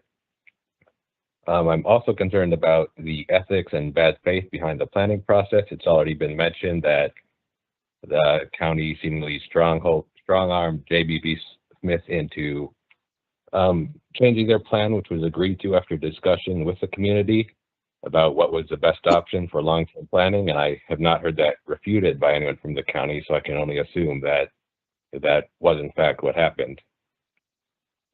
Last thing I'll say is more directed at JBG Smith, if anybody is listening from there, but I'd recommend that they use their own leverage to push back on the county and help them realize what people in the community and themselves as developers understand would be a more prudent long-term planning process, and rather than the county's proposal, which I view as naive and myopic and won't produce long-term results. I think pushing back on the county would benefit both Arlington as well as JBG Smith's own brand reputation in the community.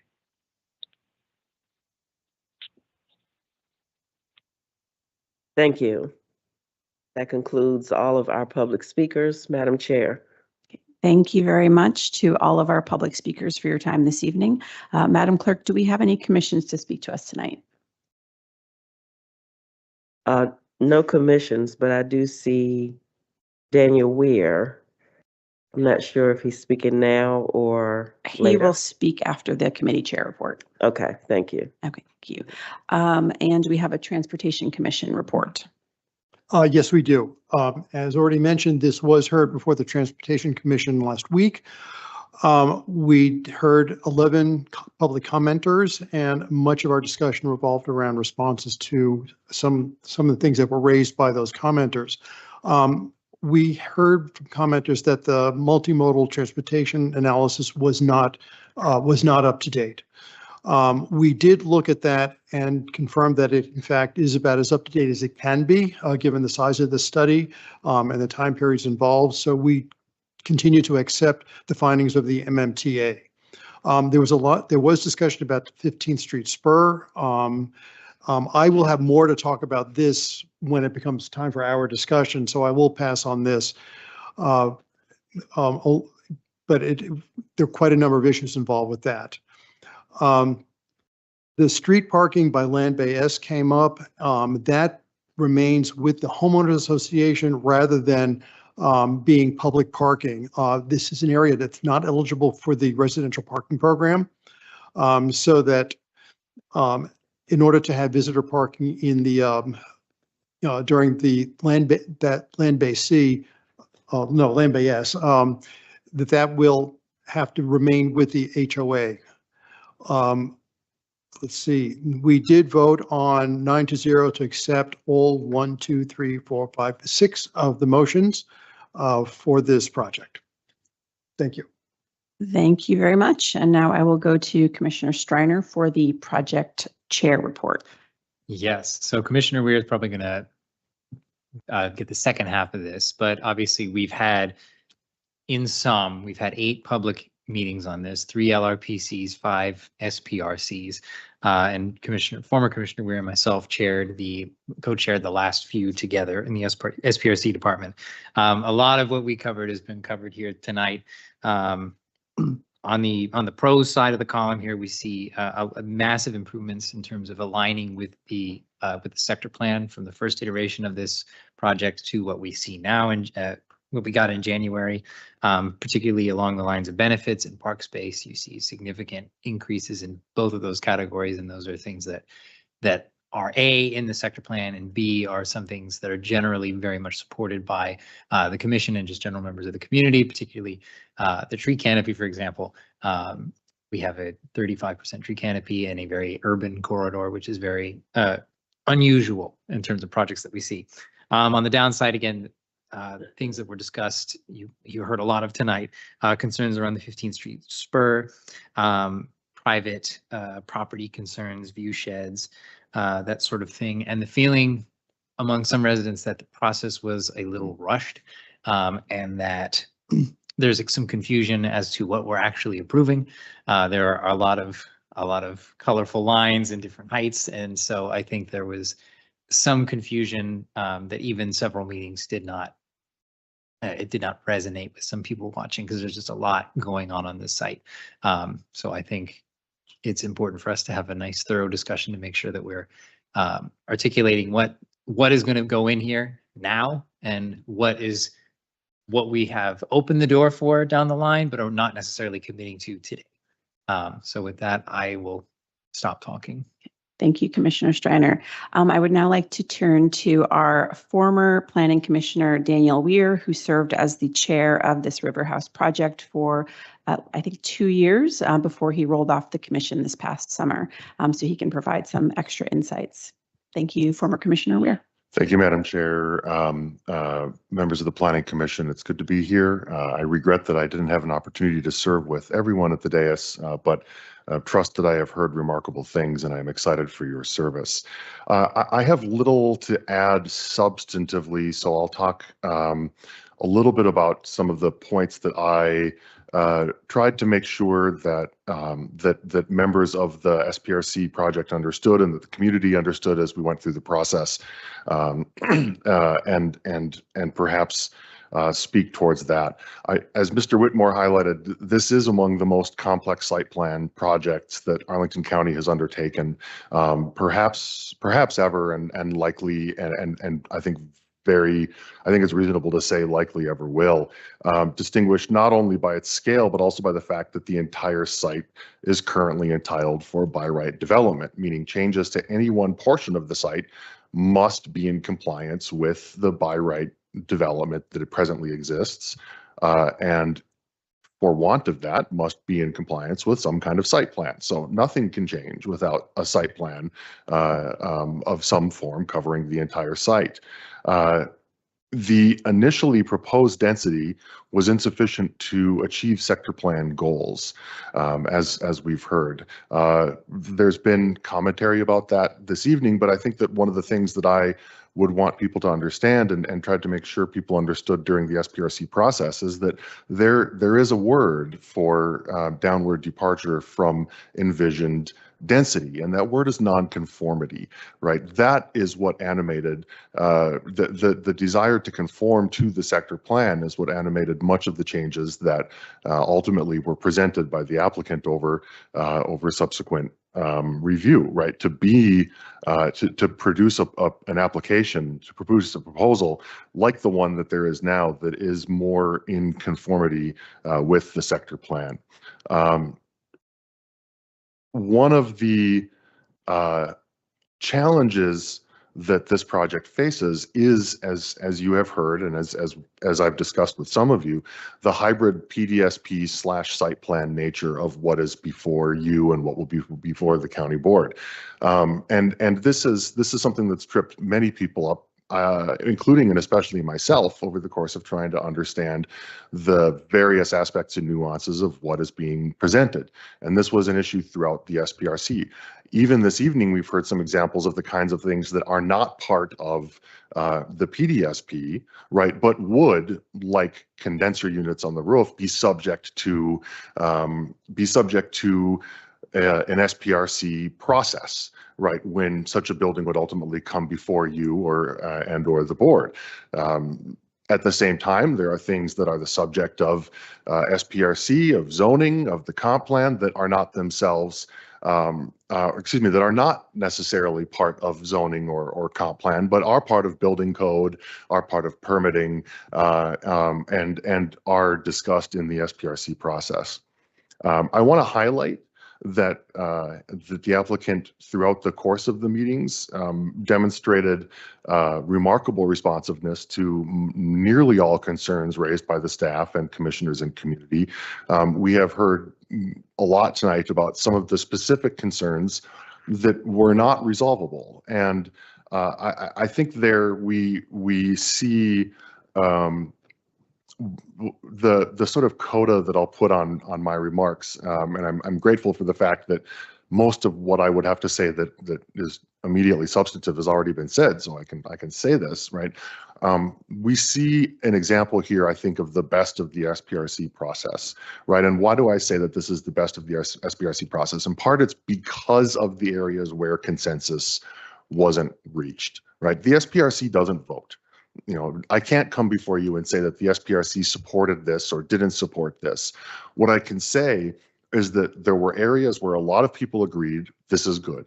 There were areas where a few people said, I don't like this, I don't like X, Y, or Z, right? There are areas where some people said, I really, really dislike these things, right? And those have been elevated, right? The things that can be fixed were fixed. The things that can be fixed to most people's satisfaction, but not to everyone's satisfaction, those are the things that are before you now. And I think that the SPRC process for this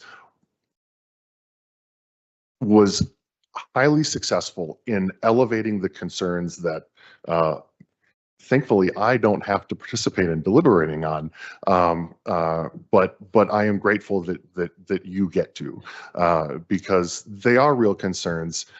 They are deeply held by people who raised them.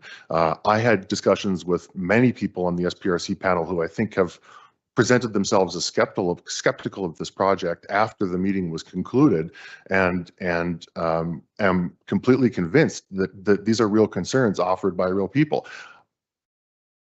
Whether or not some of these concerns are part of the PDSP or toward the periphery of it or part of the site plans, those are for you to decide. But I would suggest to you that this process, in part because of the complexity of the plan, has ably raised the issues that need further discussion to you. And I will make myself available as long as I can for any questions that you might have. Thank you. Thank you, Mr. Weir. Okay, so I think it's time to open this up for commission discussion. Our usual topics, I'll go through them first to see if there's any that we might not have to discuss tonight, and then we will start our conversation. So the first topic is site location, land use, and site design. Questions or comments? Do we want to? Yes. Okay. So we're not going to take the questions yet. We're just getting the agenda. So how about building form and architecture? I'm looking at my two architects. Okay, there we go. Transportation. Yes. Sustainability and biophilia. No. Okay. Public spaces. I'd like. Okay, there we go. And I have questions about that. Community benefits. Yes, and process phasing and construction.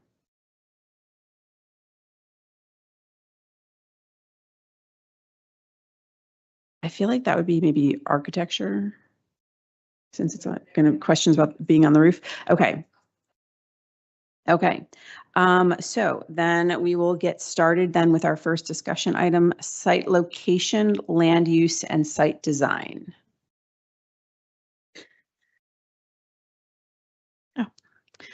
Hello, my name is Adriana Torres. I guess my question would be, I see that there was a lot of emphasis put on a greened path on the north side of the site. However, I would wonder if we would need something similar in the south side, since there's going to be so much greenery taken away from the site. The building is pretty close to the street, so then that makes a tunnel on that side, which will be very noticeable. So. And did you have, was that for staff or the applicant or either? Applicant. Okay. Sure. Thank you for your question. Can you, maybe we could bring up a map just so I can make sure that we're talking about the same place. And I don't know if. Sure. Great. Thank you. I just want to make sure we're addressing the right location. I'm looking, I believe, at page 12, N1 building, and you can see where the page 12, sorry. I believe that's the right. Okay, that works too. The N1 building is pretty close to the sidewalk, and you can see that the original buildings are pretty far in, I see that in the north side, you did a pretty good job at lining up the back of the building, so there would be a datum going through and a lot of greenery, which is nice. But in the south side, the buildings are really right up against the street, which worries me a little bit. Sure, great question, and thank you for walking me through it. So we cited our buildings based on primarily on the recommendations of the Pentagon City Sector Plan, and part of what they did provide for was certain building envelope areas. There you go. Thank you, Mr. Watson. Appreciate it. That show where the building face should be, and so I believe part of the intent here along Joyce Street was to create kind of a two-sided street where there was a building face close to the street, kind of mirroring what is at West Post currently, to create a little more two-sided environment than what's there today, which is essentially a big hill on the side of the River House property. That is the primary rationale for the siting of the buildings. Okay. I guess I still feel like it's a little bit too close. Okay, thank you. Other comments or questions about site location, land use, or site design? Okay, then we will move on to building form and architecture. So similar question. I was trying to make sense, and I understand that you're following the county's recommendations on this, but I couldn't find any relationship between the existing buildings and the new buildings that are being put in. The geometries are different, and it doesn't,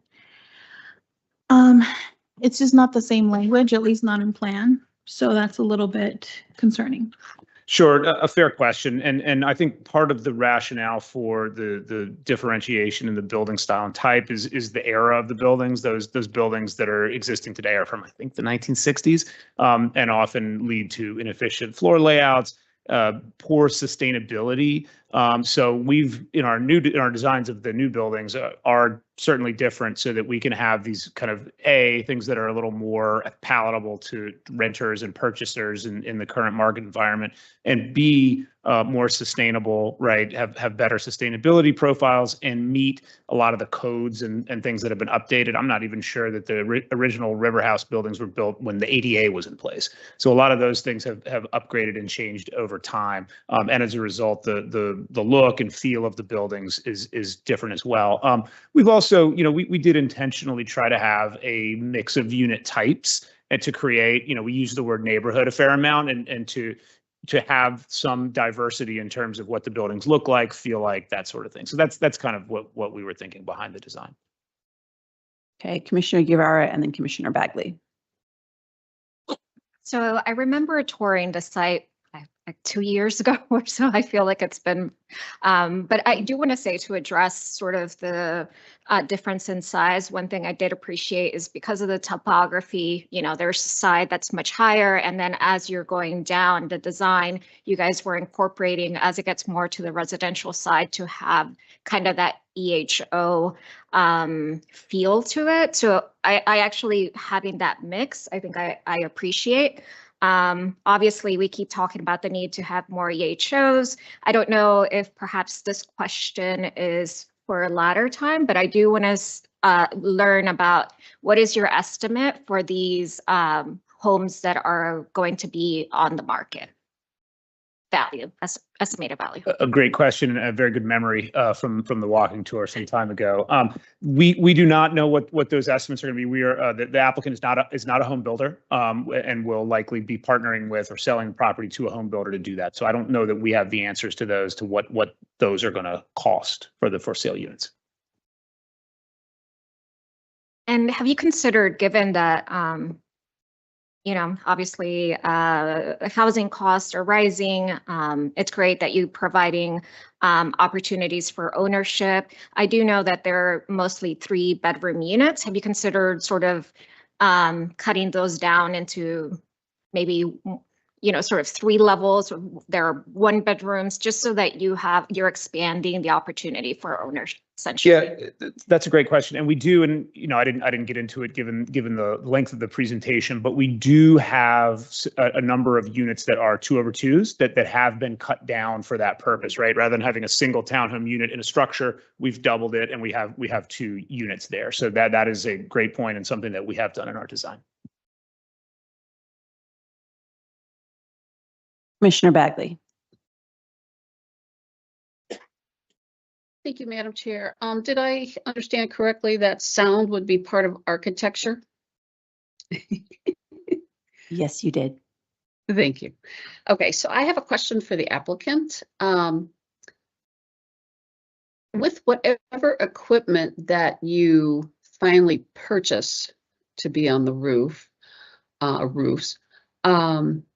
is there some manufacturer's standard or something or statement as to what sort of sound is off-put? That's question 1. And I guess my next question is, should there actually be afterwards a significant sound problem, what would the remedy look like? Thank you. Sure, I can answer the second question, and we'll probably ask for some help on the first one about what is there. But in terms of the remedy, so the site plan conditions, I guess I'll start out by saying it's important to note the county has a sound ordinance. There is a specific ordinance separate from the zoning ordinance that has maximum allowable sound in certain areas throughout the county. There are 10 pages or so of sound legal requirements. There are not specific conditions in the site plan that say you have to have this level of sound. But what is in the site plan is a condition that says you have to follow the law. It says you have to follow all of the strictures of these conditions, but none of it obviates the effect of other laws. And so as a result of that condition, and of course we have to follow the laws anyway, we do have to follow that law, and that is always going to be required here. So in terms of the enforcement mechanisms, there are enforcement mechanisms provided for in the sound ordinance.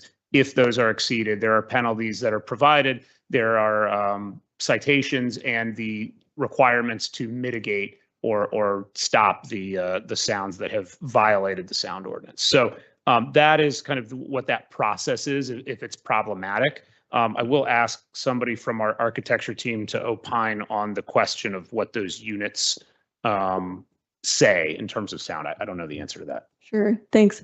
The mechanical equipment that we end up specifying for the rooftop, the design team will ensure that it produces sound that is well within the noise ordinance for the neighboring parcels. So I believe that's around 60 decibels. And it's different for the different parcels, but it's up to JBG and the design team to ensure that all of the specified equipment together meets that requirement. So hopefully that starts to answer the first part of your question. Thanks. Yes, thank you. And I think that was good for anyone who has more questions about that. I appreciate that clarification. I will ask a follow-up question to staff. Which buildings that we are approving tonight have the rooftop HVAC?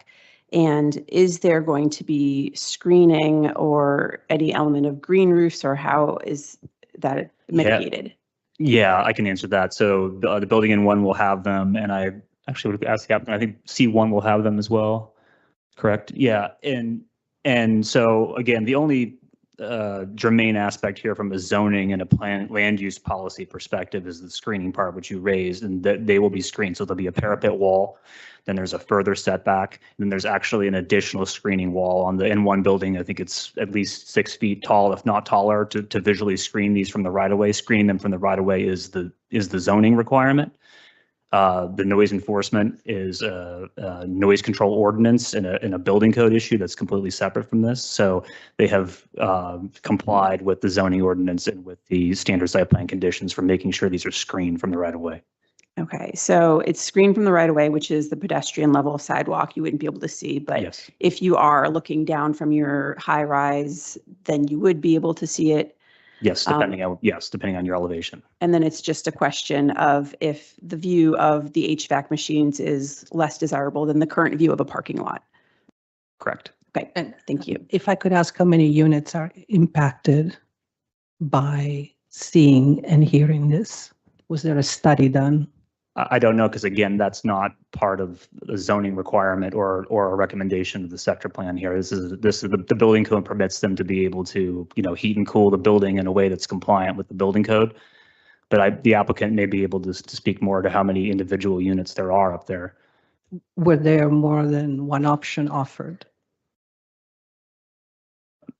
Sorry, I didn't catch that. More than one option offered to do different systems, consolidation, relocation to interior roofs, Sure, that again, full mechanical enclosure.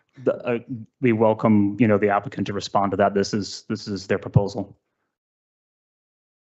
Sure. So there is not, I think, an easy way to determine how many units can see that rooftop, right? In terms of where those heights are. I would say it's the same condition that our existing residents at River House are going to see. They're also going to be looking down onto this, and one that's not uncommon throughout Arlington County.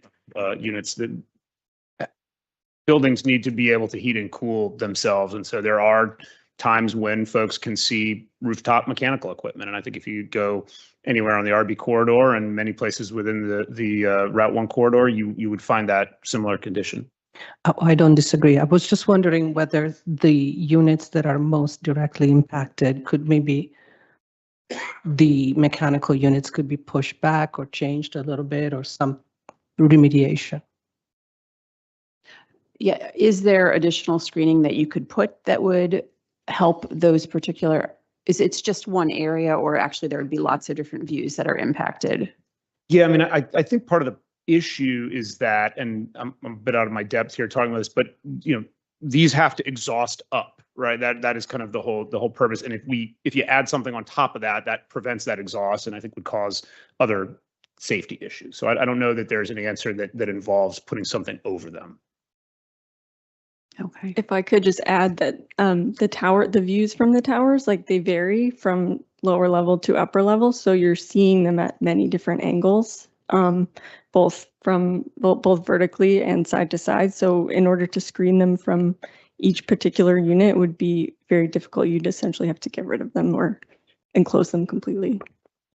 Okay. I will just add, I live in a high-rise condo, and so my HVAC unit is inside my unit in a closet and exhausts kind of horizontally out of the building. So I think there are options, but anybody else that wants to add a question? Commissioner Guevara?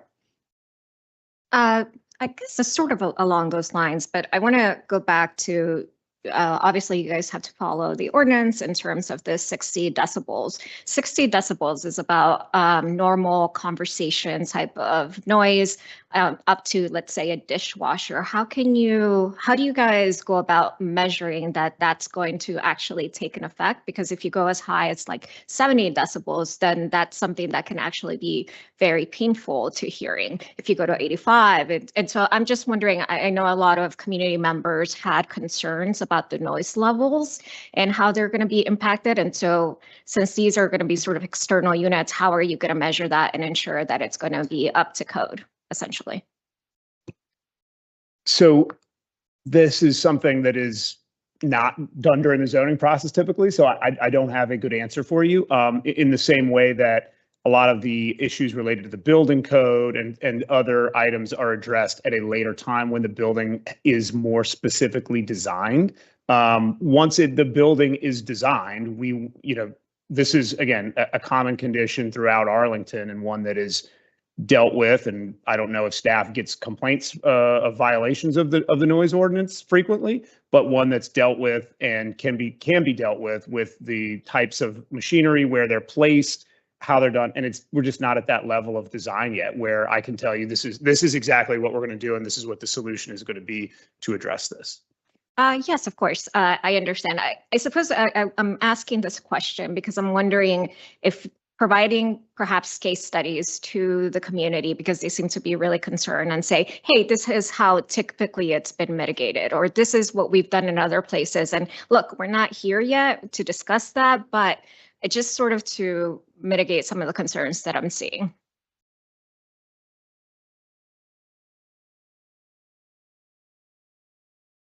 So I guess, sorry, following up on that, I guess it's a question for staff.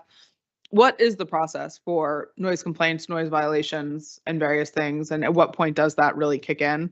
Because I understand we're not at the point where we're, placing cabinets, but I think it's reasonable. I am persuaded that it's a little ridiculous to say, hey, we anticipate there's going to be a noise problem here, but just kidding, you can't do anything about this until there's a problem. Well, yeah, I can respond to that. I mean, I just say first, the units don't exist, so we don't know what the decibel level is going to be for any of these things. And second of all, I would say if someone has what they are perceiving to be a violation of the noise ordinance, they can call, if it's after hours, they can call the non-emergency police line. If it's during business hours, they can call the community code enforcement, that's ISD building inspector. And they can come out and they do a very technical measurement that's based on a lot of details that I apologize, I don't know that are in the noise control ordinance, to do a sound test to see if there is in fact a violation of the noise ordinance. If there is a violation, as Mr. Whitmore mentioned, there are then remedies that are prescribed in the noise control ordinance. Thank you very much. So I think we'll move on now to transportation, which is another one of the big topics. Commissioner Lantelmi. Yes, this will be my opportunity to address the 15th Street spur. First of all, I want to thank the Pentagon Ridge condo owners for all their information on this.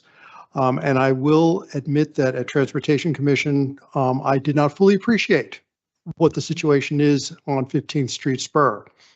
I walked that site, and I want to note first to give me a sort of want the indulgence. It's going to take a little bit to describe what's going on there. It is extremely steep slope there. The grade is very steep. It's probably one of the steepest ones in Arlington as a whole. Any of you familiar, like half a block from here, that steep street down by where the farmers market is on Saturdays, it is at that level of an incline. And it's even worse because it is a dead end, so that you have to back in. It's just very difficult to not just to drive, but to walk. And it's most steep at the top, not at the bottom. It looks as though at some point back in the midst of time, the street actually went down to the parking lot. There's a Desire line there, and there's some leftover pavement, and people presumably do still walk it. So it makes sense that the green ribbon goes up through here, but it just doesn't work the way it is designed right now. There is right now 3 parking spots on a parking pad that is in JBG property, which is up against the condo. There's also 2 informal spots at the end of the 15th Street right-of-way that could very well be now on what is now JBG property. So even though there are about 5 or 6 on-street parking spots, there's also another 5. So really there are 11 spots right now that will all go away under this existing plan. And parking there in the middle of the day, there is very little parking on the street. Presumably there are a lot of people, not just who live in the neighborhood, but also people use it to walk down to the subway. So, and this is a neighborhood that is not eligible for the residential parking program. So it's always going to be public parking up there, unrestricted public parking. There is a sidewalk on the south side of 15th Street spur, but there's none on the north. And that is, under this plan, is being proposed that to have an 8-foot wide sidewalk there, which would be technically the continuation of the green ribbon, which terminates at the end of the JBG property, which is at the bottom of the 15th Street spur. So the new sidewalk would connect to Lynn Street to the green ribbon, yet it is extremely steep. There are switchbacks, but the switchbacks also end at the bottom of 15th Street spur. Neither the switchbacks nor the main stairway is going to be particularly useful to bicyclists. Even if you have runnels, you're going to have to be walking up one way or another. So while technically you can get a bike up there, it's not going to be particularly useful for bicyclists. And if you did have a bike, once you get to 15th Street Spur, unless you have an electric assist, it's not going to be easy to pedal up that grade. So you're not going to have a lot of people using that. Okay. If this isn't fixed now, it'll probably never be fixed because the only redevelopment is the JBG site. The condos next door, they're not going to redevelop. That's there permanently. Whatever we build now is going to be there for quite a long time without a lot of basis for redoing it. Now, the stairs and the switchbacks are being done to be ADA compliant, which is great. And I think that they make a lot of sense there. And that's actually, ironically, being done at the least steep part of the slope. Once you get to 15th Street Spur on these nice ADA compliant passages, you can't go any further. If I was in a wheelchair, you could not make it up. If I had a stroller with 2 kids in it, it would be very difficult to push it up there. If I had an electric wheelchair, I'd be really reluctant to try to go up that. And certainly if there's bad weather, it's just not going to be doable. So anyway, anybody who's mobility impaired will come up these ADA switchbacks or steps and have nowhere else to go because you're not going to be able to get up to Lynn Street. So again, as I mentioned, if it's not done right now, it's never going to be fixed. This does need, I think, a redesign.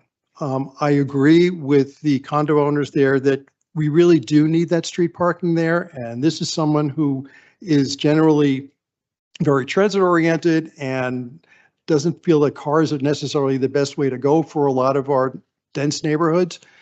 They have a valid reason for needing that parking there. I would say that we eliminate the proposed north sidewalk and instead add a continuation of the switchbacks that would then go past the JBG property into the green spaces, which would then go up to Lynn Street. Now, what's on that right now? It's overgrown. There's a lot of invasives. There's probably a lot of certain amount of dead vegetation. There may be some things that can be preserved, but it's going to take a lot of work, which is proposed to be done anyway. That whole green space that is bordering Lynn Street needs to be re-landscaped to bring it up to what we want our vision of this property to look like. So there is the opportunity, and I think the space for switchbacks would go all the way up to Lynn Street. So I am going to, now, if we don't fix this now, we run the possibility of Arlington being embarrassed the way it was when the Roslyn Bridge was built that ended up being unusable after it was completed. We'll have something that's going to be spending a lot of money to build these stairs and switchbacks, which will reach a point where you can't then use it beyond that. So a lot of money will be invested in something that will never reach its potential.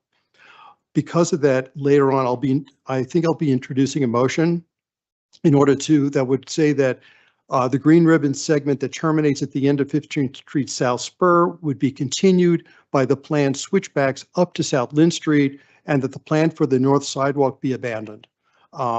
Anyway, those are my comments, my observations.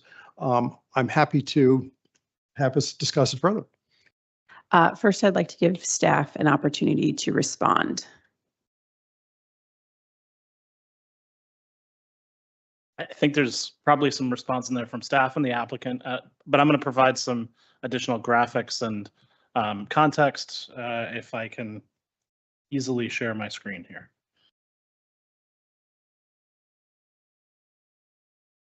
Let's see, not yet. Okay, so is that not sharing to the feed? I think you need to share your window. It is. Let's see if Giselle can bring it up. Ms. Harrison, do something need to, oh, I see Giselle. Do we need to do something over there? Sharing.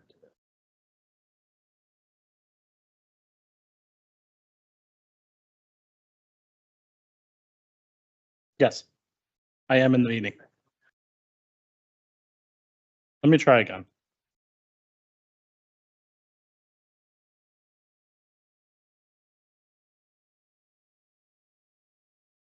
That might be it. And I was in it earlier. No, not that one. The other.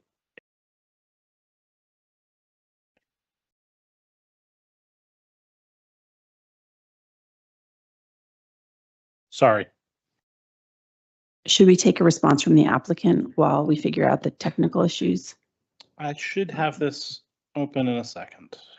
Is this not? You just gotta get it joined.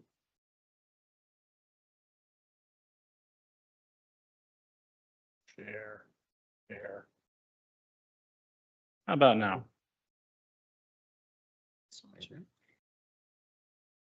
Madam Chair, would you like to take a question from Nia while we wait? Commissioner Bagley? Oh, I'm sorry, Commissioner Steinberger.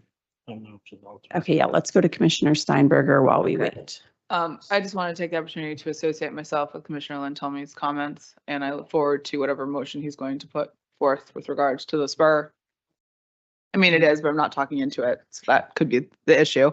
I'll repeat myself since nothing else is happening. I would like to associate myself fully with Commissioner Lantelmi's comments. I look forward to supporting whatever motion he puts forth with regards to the green ribbon spur situation. I think what is currently proposed is nonsensical. Thank you. Thank you. Commissioner Guevara.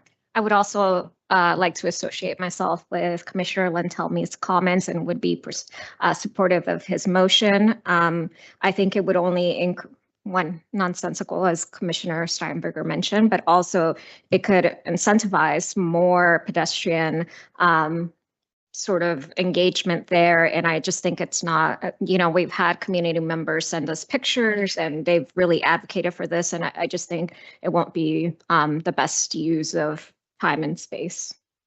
Thank you. Okay, looks like we've got our presentation back up. So Mr. Gibson. Thank you for waiting on me there.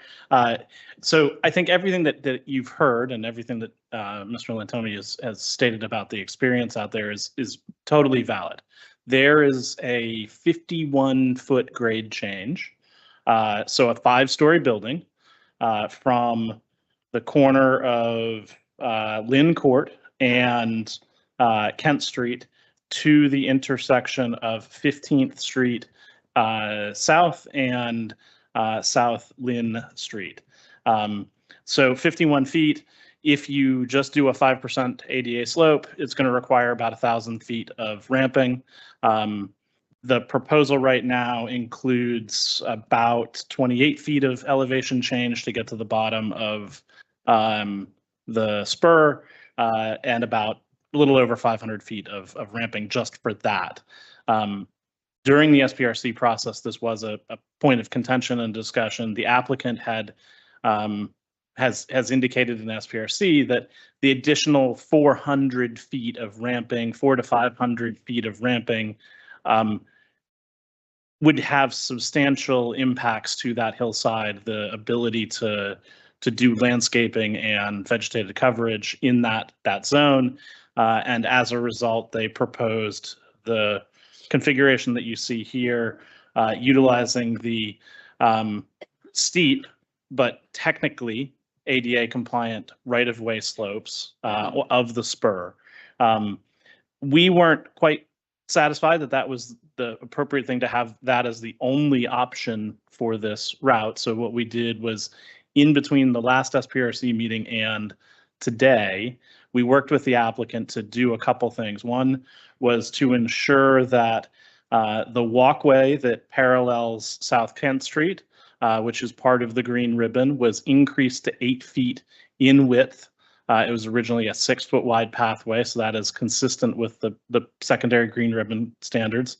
And then it would be delivered not with N1, but concurrent with the Land Bay S improvements and the improvements up to the spur. And so the combination of that pathway and the existing pathway along Kent Street provide an ADA accessible route for users to make choices around this site. that is not the same as as ramping directly down from the corner to the end of the spur, as Mr. Lantomi is suggesting. But this is the ADA path that we think is supportive of this movement without having the additional impacts to the hill. There is the other question of what to do on the spur, and for that, what we've seen and we presented was that staff could support either multiple paths, so north and south of the spur street, in a manner that might deliver on-street parking.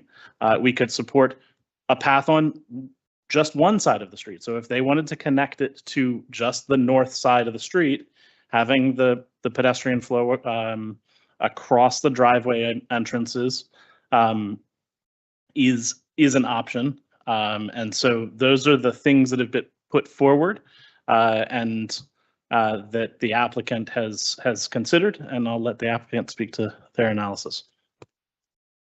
Sure. Thanks, Mr. Gibson. So I'll start out by saying that we've spent a lot of time trying to balance all the issues here, right? We've got issues of grade, safety, accessibility, views, access, the vegetation and the tree canopy, all of which are called for in the sector plan and are all principles of good design. So we spent a lot of time looking at that. We spent almost every SPRC meeting talking about it, and that's a good thing, right? It's something that we should discuss. And, you know, I don't think anybody thinks there's a perfect solution here, given the 5-story grade change that has to be navigated. So we started from that principle and from looking at the sector plan, right? The sector plan calls for the connection in this area wherever it shows the green ribbon. It's an important part of the design of the overall project. And the terminus of the green ribbon in this area is called out a number of times in the sector plan. So that's where we started with the review here. We also, over the process of the LRPC and the SPRC, removed a building and chamfered some existing buildings to help provide better sight lines up through this area. So it's been a point of discussion really since day one. And when we've gotten to this point of how to navigate that grade and how best to do it, we have looked at a couple of the alternatives that Mr. Gibson mentioned. And I'll ask if we can share screen and if Ms. Gonzalez can put up a couple of slides to show what our proposal looks like, and then what we have come up with when we have studied the alternatives. So, and I think it's important too to look at this in this framework. I mean, I know you've been at the site personally, and lots of folks have, but I think it's also hard when you look at a plan of this size to really understand what's on the ground there. So this is the proposal that we have today. You can see the stair that was added for folks who want to be able to get down, who don't have a mobility challenge, and then the switchbacks for those who do. We've also added these respite points to the left of the green line there, and you can see it on the left side of the rendering, so that it's not just a straight shot up and down, gives people an opportunity to stop and enjoy the vegetation a little bit. So that's what we've designed. That's what this is going to look and feel like in practice. We did look at, Commissioner Lantomi, to your point, the ability to kind of move that switchback over to its plan right, but actually to the north. And as Mr. Gibson pointed out, the amount of concrete and run that was required to navigate as you move farther to the north with that hill made this something that we think is not a good design choice because of the amount of concrete necessary, because of the amount of switchbacks that would be needed to provide an ADA accessible route. And you can see how that looks on the plan, moving that a little bit to the north. So that's where we've come up with. That's why we've landed on the solution that we have. And if you can jump back, please, to the prior slide. We think that creates the best balance between all of these different issues that we're dealing with here. The sector plan recommendations, the necessities of green space, trees, open space, height and grade change throughout the site, and the ability of folks to navigate it safely and efficiently.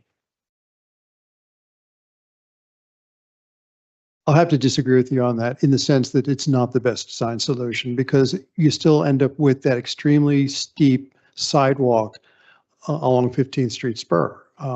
Either we should totally get rid of the switchbacks and make clear that it is not ADA accessible. It is not, anybody who's disabled can't use it, and effectively even bikes really can't use it.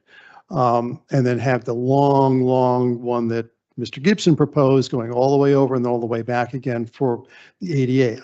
I'm not thrilled with that as an idea, but the switchbacks would lead someone to believe they can actually get up to Lynn Street. When as a practical matter, most would not be able to do so once they got to the top of the switchbacks. Frankly, I think that it would be worth doing the one you showed, even with all the concrete necessary for it, because it would then make a way for people to go up. A good design could make it quite biophilic. Yeah, it would be concrete, but it would also, if you can have a good design, it could be reasonably biophilic. And that would avoid having people actually go on that really steep sidewalk that shouldn't even be there on 15th Street spur. Using the south existing sidewalk is a no-go simply because there's two active garage driveways there. With the slope, it would not be a good thing to do, to spill people using that that green ribbon up to Lynn Street. So again, respectfully, I disagree with saying that the proposal with the extra switchbacks just is too much concrete. I think as a practical matter, it's something we just need to suck it up and do. Thank you. I'll just also add that I don't think what was just proposed as being the green ribbon, it doesn't look like the other green ribbons that are around the rest of Pentagon City. Around the rest of the city, there's so much greenery and plants, and that mostly just looked like concrete with some trees that were next to it. So it already kind of looks like a lot of cement. So making it ADA accessible and making it so that you can actually, if the point of the green ribbon is to connect people through Pentagon City in a verdant way, I don't think this is able to do that if it's just going to bring you to the top of a very steep hill, which then a lot of people won't be able to actually get to where they're trying to go. So I think it's Commissioner Steinberger. I mean, if you want to throw up the visual of all the switchbacks that you said is too concretey again, you can. I kind of feel like you picked a design element there that you intentionally wanted it to look really concretey, and I don't really think that's authentic. I think you could do a lot more, as you were saying, make it more biophilic, make it look better. It doesn't have to look like a utilitarian ramp just like that. So I don't feel like that is an authentic answer. Bill, can you speak to the amount of concrete and run that I think there are design choices that could be made that would make it look a lot better and fit better and be a better alternative, even if it's not the one that you guys prefer. Sure, but I do think it's important to mention the numbers and how long and how much concrete that does end up being. And then I think also to talk about the trees and green space that then get removed as a result. Yeah, so I can chime in, and Rob's diagram is good. It's great you brought up, Commissioner, the comment about how long that yellow line is. So the yellow line on Rob's diagram is actually equivalent to the length of the ramps if we were to do the switchbacks. So what you see in that yellow line is a little over 1,000 feet, and the number of switchbacks to make that 53-foot grade change is also over 1,000 feet. So it would be equivalent to laying that line and switchbacks one on top of each other to make that grade change. So while I agree the example image is not ideal, that example image is actually about 5 feet shorter in height than what we have to achieve, and the amount of space that we have to do that is extremely limited. Also with that, following the sector plan guidance, there was a strong preservation or guidance to preserve as many healthy trees, especially along this edge of the River House site. And so laying in additional ramps and modifying, these ramps that we have here, we've looked to save as many trees as we can. Laying in those additional ramps will remove 12 healthy trees in that spot, in that space. We understand there's a lot of invasives, and those will be removed and remediated expedited with the improvements, but we're trying to prioritize saving as many healthy canopy trees in the space as we can. So there will be at least 12 healthy canopy trees, if not more, removed, laying in those switchbacks. But then how many are going to be removed by the switchback that we're proposing to do anyway? That's, 1, 2, 3, 4, 5, 6 switchbacks, or I guess it was what? It's in that's addition 3. to the ones that are being removed. So we're already going to be removing a bunch of them for switchbacks that are going to essentially be unused. I think we're only removing a handful with these. We've been really mindful to place these ramps to respect as many existing trees as we can. A lot of the first about half of that ramp occurs in the existing parking lot, and then the second half of it is in the tree forest stand that exists today. But I think keep coming back- so question for staff. The point of this green ribbon is to connect people up the hill to South Lynn Street so that, South Lynn Street is connected to kind of lower Pentagon City, but it's not actually going to do that for anybody with accessibility issues and for anybody that might have trouble walking up a very, very steep hill. So is there even a point to having this if it's not actually doing what it needs to do for a large number of people? So the green ribbon is both part of a transportation network, but it's also supposed to be a destination in its own right. And I just kind of want to bifurcate things here because I think there's not really any objection, unless I'm misunderstanding, to what's occurring on the property in terms of like these view sheds that are being created that we've worked for 2.5 years to try to preserve, correct?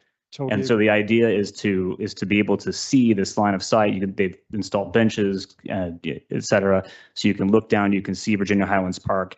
It's essentially a biophilic, street for pedestrians and bicyclists that could hypothetically get you from this point all the way down Hayes Street to the metro.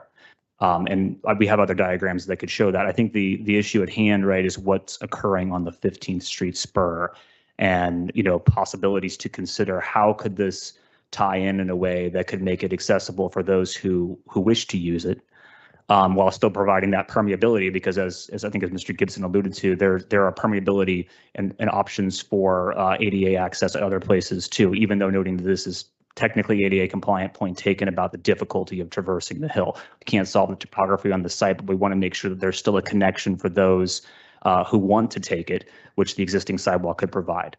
So it's more your perspective at this point is that this isn't necessarily supposed to connect people from point A to point B. It's more like a viewing platform. Walk up the hill, see some nice views. Hey, if you turn around behind you, you can keep going up the hill if you're willing to do some challenging hikes. I'm saying it's all of the above.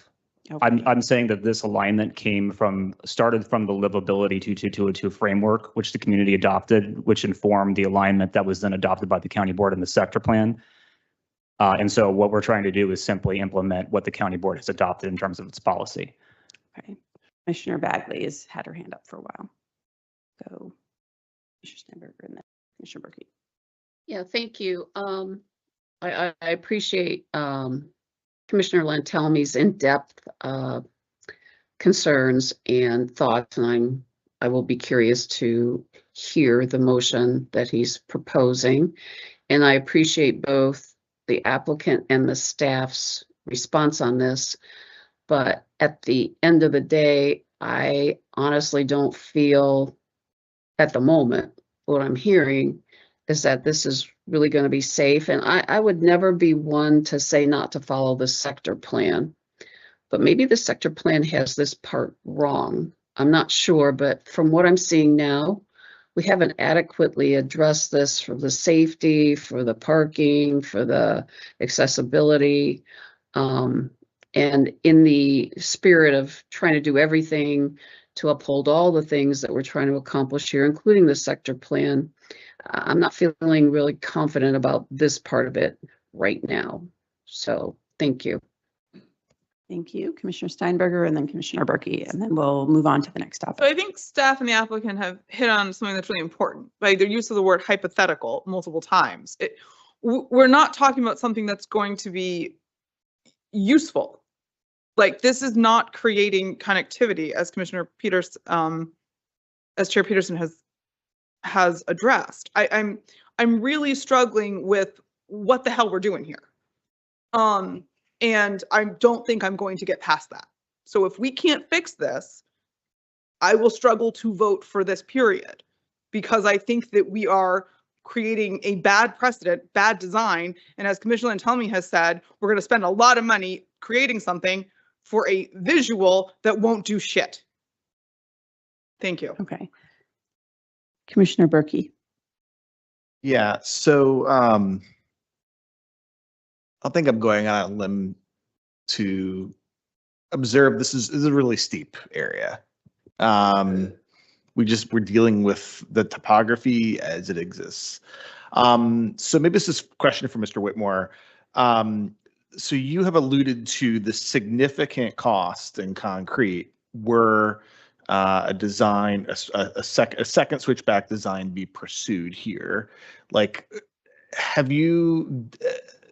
the applicant done any type of analysis? I'm not looking for a specific number, but I'm looking at this grade. I'm somewhat familiar with the site. It seems to me this would be a significant engineering project, potentially. Can you speak to that? Do you have any analysis you've done, maybe, of what a project like this could possibly entail? Because I'm asking because I think a lot of very reasonable concerns are being raised here. I think it's helpful to understand what a project like this may entail were the county to insist on it. Yeah, I can jump in there, and if we could pull back up the graphic that Rob had, that would be great. But as Belle alluded, the switchbacks were designed with that, taking that into account. The point where the arrow is the terminus is essentially almost vertical. It's one-to-one slope, which is a very challenging construction maneuver. You're essentially building on a shelf. You'll have to clear more than you're thinking about. And you're going to have to, shore, excavate, build walls. It's not going to be a safe, practice up there. Again, we're a civil engineer, not a contractor, but, we took that into account. Portion where you see the 75 foot elevation marked, the up to switchbacks until you see that kind of dash switchback. That is a decking material because there was, again, very steep. So we're going to use a deck and just pile drive into the ground. We thought of that similarly up where the arrow is, but based on feedback, asking other peers and contractors, to get an equipment out there, to get a pile driver out there, needs to be on a flat surface. It's really just not ultimately too feasible. So when you're at a one-to-one slope, again, that is 1 foot by 1 foot, you're almost vertical. You can't really set up equipment to be constructing there to begin with. So again, thank you for bringing that up. When we designed the switchbacks, we did try to take that into account. How do we get construction vehicles out here? How would we ultimately build it? Thank you. Okay, so Commissioner Lantelmi mentioned that he will have a motion later, so I think we do not need to talk about this topic anymore. Anything else related to transportation, though? Excuse me, Madam Chair, I think staff has a comment. Go ahead. No, I just wanted to just make sure that it was clear. So this is going to take about 8,000 to 12,000 square feet of ramping and steps. Right now, the plan is about probably half of that, and it takes up about 30% of this hillside, roughly, just eyeballing it. So in order to do the full thing, you're looking at now you may have space in between ramps for plantings and things. There may be ways to make it more biophilic, but it will have a 70% of this hillside would be associated with the ramping and stairs for the 50 feet of grade change. Commissioner Schreiner or former Commissioner Weir, did the Disability Advisory Commission speak to this topic at any of the SPRC meetings? Were they participating in the process? They're on the SPRC. I don't recall them chiming in on this issue. No. Okay, so then quick response from the What applicant. thank you. We've been chatting over here. One potential alternative that could be considered, and I'm hopeful that whatever motion goes forward will allow some opportunity to consider how we can do this in a way that makes sense, is to potentially eliminate or reduce the number of switchbacks in the existing condition, given that there's ADA access from another location. That might, I think, split the baby and solve some of these issues that you've brought up, Commissioner Lantelmi, while still keeping the spirit of trying to comply with the sector plan. So that's something we've kind of been discussing here, and I think might make a lot of sense given the comments we've heard tonight. Commissioner Steinberger. When could that be presented so that we could see that? I think we can show you what we would do here on a map right now. Would the green ribbon go all the way up to Lynn Street then? Can we bring up maybe Mr. Gibson's drawing here? And could some mock-ups be ready for the county board to review? Absolutely. Okay. Can they be shared with the planning commission before the county board hearing? Sure. Thank you. Can definitely do that. So what I'm suggesting is in the existing set of switchbacks, we could continue to be ADA compliant while removing the majority of the switchbacks and still having only the first switchback up to the landing, and I believe the top switchback. Is that right? Just the first one. Yeah, so it would be just the first one to serve as a connection to that Prospect connection, that it is serving the larger amenity need that that Prospect view is accessible from that point. But then the connection the rest of the way, 15th Street spur, would only be through stairs. And I think that mitigates some of the concern we heard of, hey, somebody who doesn't have the best mobility may think that this is safer than it is if they have this full set of switchbacks versus it primarily being a stair connection after that first switchback. I would agree with that, but I'd also want to make sure that at the top, the sidewalk not eliminate those parking spaces. Because if you're eliminating all those switchbacks, which I think is the right thing to do, given that they don't take anybody who's mobility impaired to anything other than higher up, they'd have to come right back down again. But you could add that sidewalk without taking the parking spaces, without eating into the green space that otherwise would have been used by those switchbacks. So you're not having a net loss of green space. Or parking spaces. Right. I think if you brand that top platform as a viewing point, I think people would need the ramps to get all the way to the top. Because I think if it's properly messaged at the bottom that this is not accessible to Lynn Street, but there's an awesome viewing platform at the top and you'll take pictures and you'll see nice views of the city, then I think. Then get rid of the viewing platform. And get rid of the viewing platform. Okay.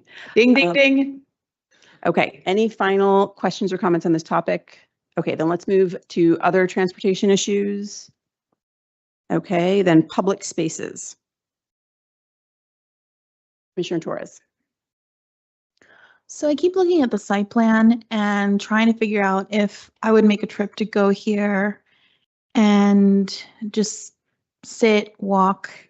And the only thing is the green band. And honestly, if I walked from one side of the green band to the other, I'm faced with streets, cars, and so I think there's a missed opportunity to make this 36 acre jewel, that could be a jewel, encapsulated with more green space and pathways and places that people can walk in. But I'm also concerned about there's tennis courts that are no longer, that at least I don't see them, that are gone.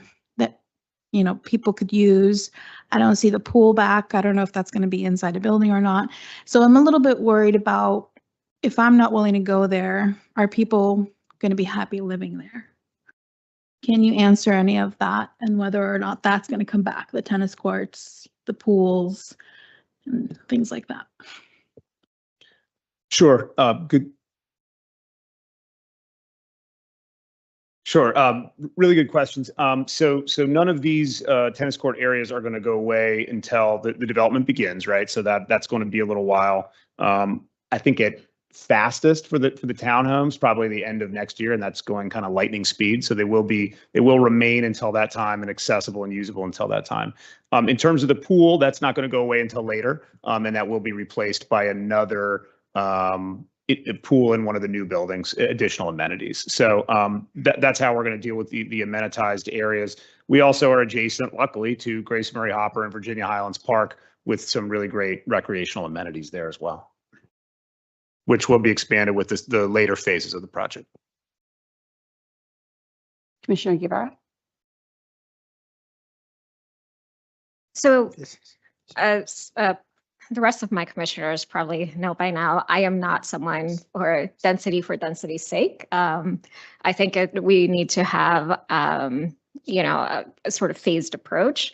Nevertheless, for this project in this instance, and because of the proximity to the metro, I do think it's a good use of the space to have more density. And while I can understand the desire to have the tennis courts and the pool there, I would argue that actually there's a beautiful county facility near Boeing that has beautiful pool that is underused. Not enough people know about it. And I think we should encourage residents there to attend there. And then instead, do some of this, utilizing some of the space there that's right next to the metro to actually increase density.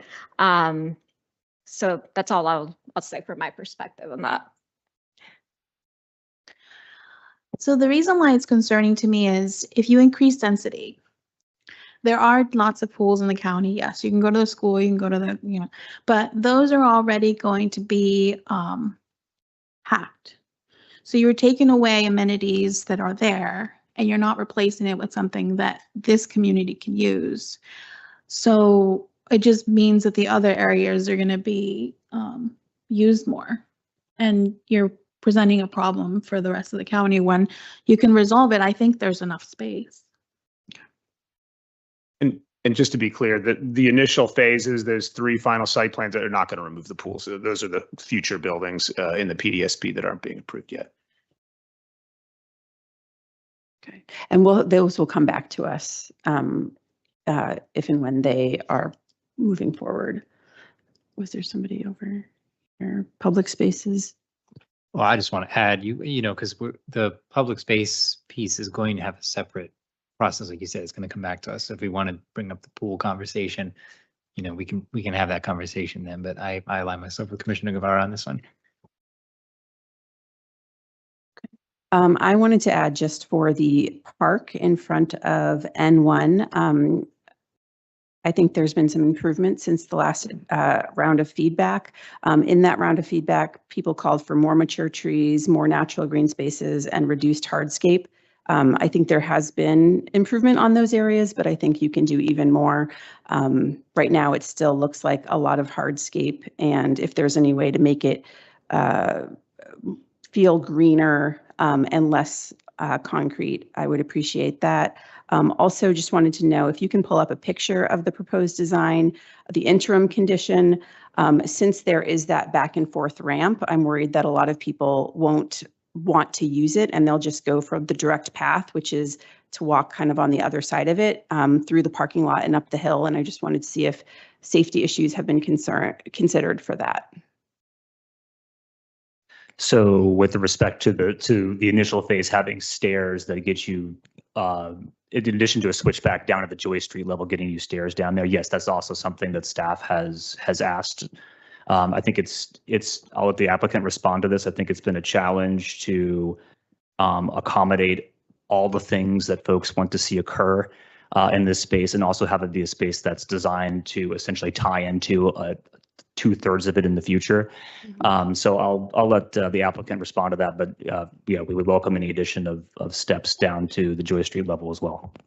I think Mr. Watson answered the question pretty well, that it is difficult to include all of the things, and be it tree space, be it accessibility, into the space. And so we've done our design as we can with what we've got there. I should also note, we're constrained by the existing parking, and that's the reason that the boundaries are where they are of the open space. I don't know, Bill, if there's any other design elements we want to talk about, how we responded to the park master plan process and how this matured throughout the SPRC process.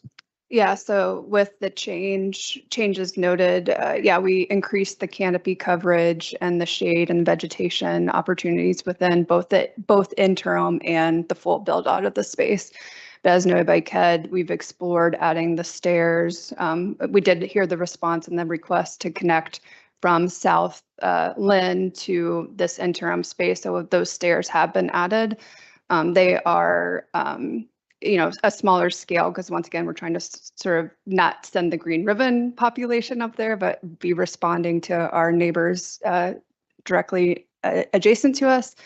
But in the exploration of adding the stairs and the interim condition closer to South Joyce, it would impede the circulation and parking for our neighbors in the existing condition.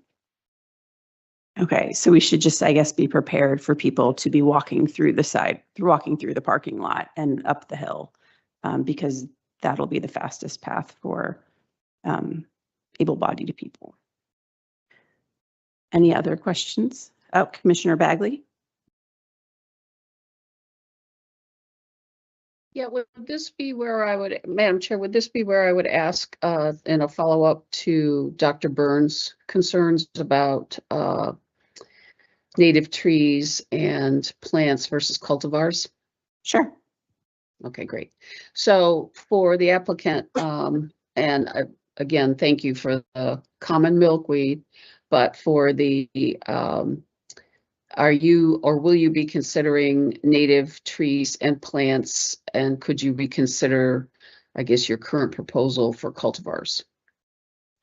Thank you. So all the trees on the property being proposed are native to Arlington County and have been reviewed by urban forestry to meet the those requirements. Arlington County requires it. The understory planting material is all, once again, native to the area, but we do use a mix of cultivars. It's not just for the show. It's about CPTED requirements, crime prevention through environmental design. We want to create a safe space for everyone. And so a lot of those cultivars are tried and true that they maintain sight lines. So we are creating a safe space. And so we're only utilizing those specific cultivars when we're right next to these pedestrian circulation routes. We want to keep everyone safe and feeling safe as they're moving through the space.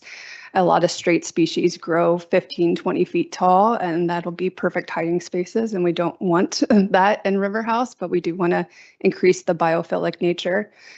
We did make a significant change for the secondary green ribbon route along that western corridor. We are only using straight species and no cultivars to create that pollinator corridor that goes the whole north-south route, at least through that naturalized woodlands area. So a big significant portion of that we have made for that pollinator corridor. Thank you. Thank you for that response and also for calling attention to making sure people feel safe when they are walking through a space. Any other comments, questions about public spaces? Then we will go to our final item, community benefits. Commissioner Berkey. Try to make this brief. So there's going to be, this is for the applicant, I believe 12 on-site committed affordable units. I think I have that right. So typically we see, so that's the base contribution, right? So typically, we see contributions, the Affordable Housing Investment Fund, or that's typically what we see.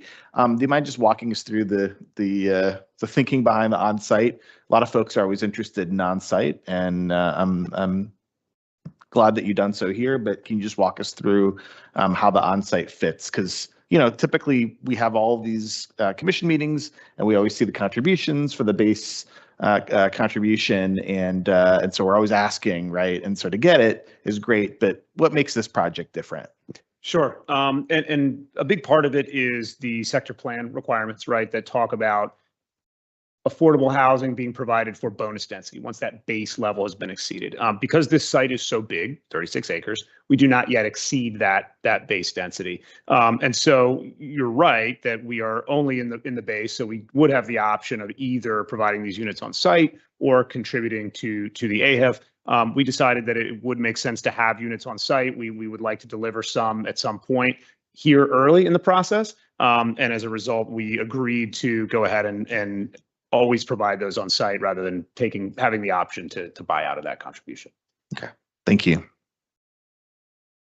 Other comments or questions on community benefits? Yep, Commissioner Amadeo. Well, given the increased density, I was hoping that JBG Smith would then be open to supporting the development of the, excuse me, the Crystal City Underground on 1800 in South Bell Street. Because they need to be entertained. Well, there's an idea of developing a performing arts center. And I think all those people are directly connected to that site.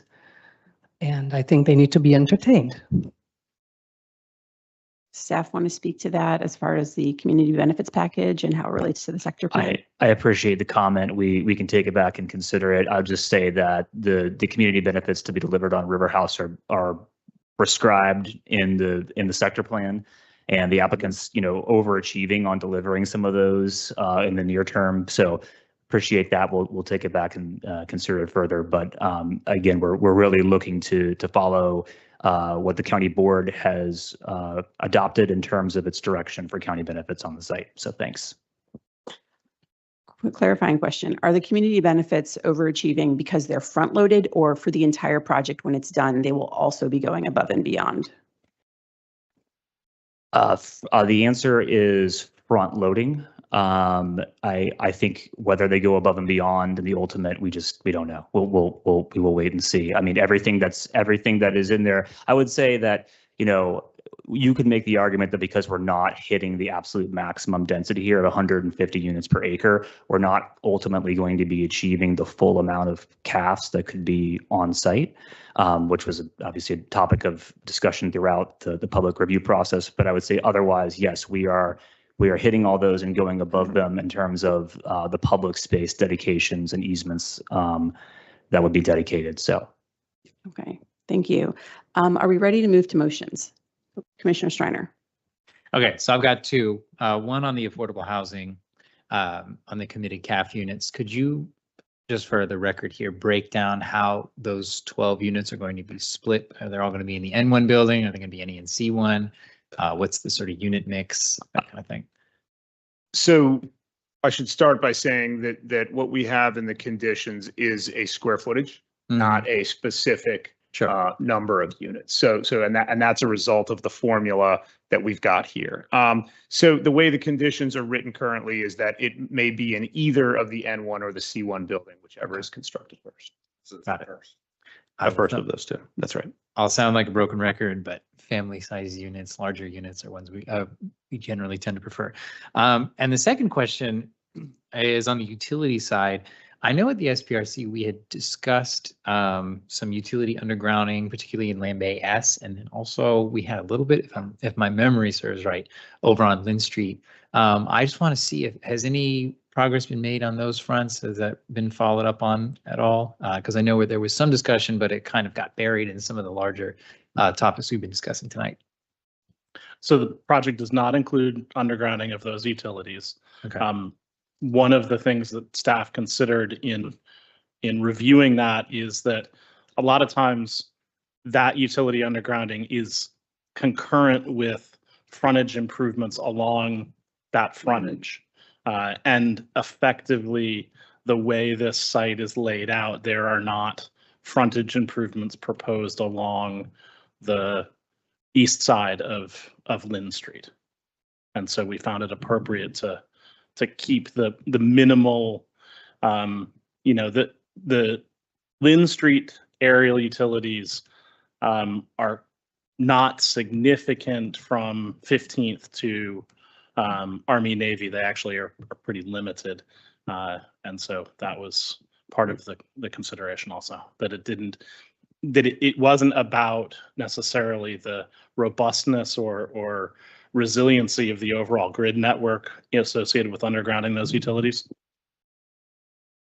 Got it. So it was a little bit off off the properties kind of, and it wasn't significant enough to It's really on the, it justify is on the property, but Sure. it is not on a frontage that is seeing improvements. Got it. Okay. All right. Thank you. Okay, and I think our last comment or question is from Commissioner Guevara.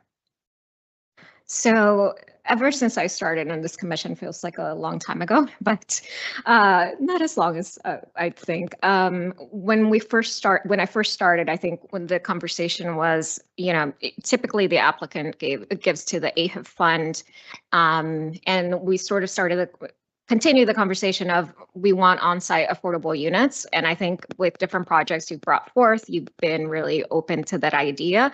I know there's philosophical debates about which one's better than the other, but I do appreciate seeing that in this case. I think the next iteration of our conversation that we've been pushing is with Commissioner Streiner to ensure that. And since right now you just have committed to square footage, to consider building, larger units that can potentially be committed towards affordable housing. So all to say, thank you for the progress you've made, and look forward to seeing you guys evolve in this topic. Okay, well, thank you, commissioners, for that robust conversation. I think we are ready for motions. Why don't we start with Commissioner Lantelmi's motion on the spur, and then we can go to the additional main motions. Okay, I move that the Planning Commission recommend that the green ribbon segment that terminates at the end of the 15th Street South spur be continued from the planned switchbacks up to South Lynn Street, and the plan for a north sidewalk on 15th Street South spur be abandoned. Alternatively, eliminate the switchbacks above the first switchback and add a north sidewalk to 15th Street spur and preserve the existing street parking.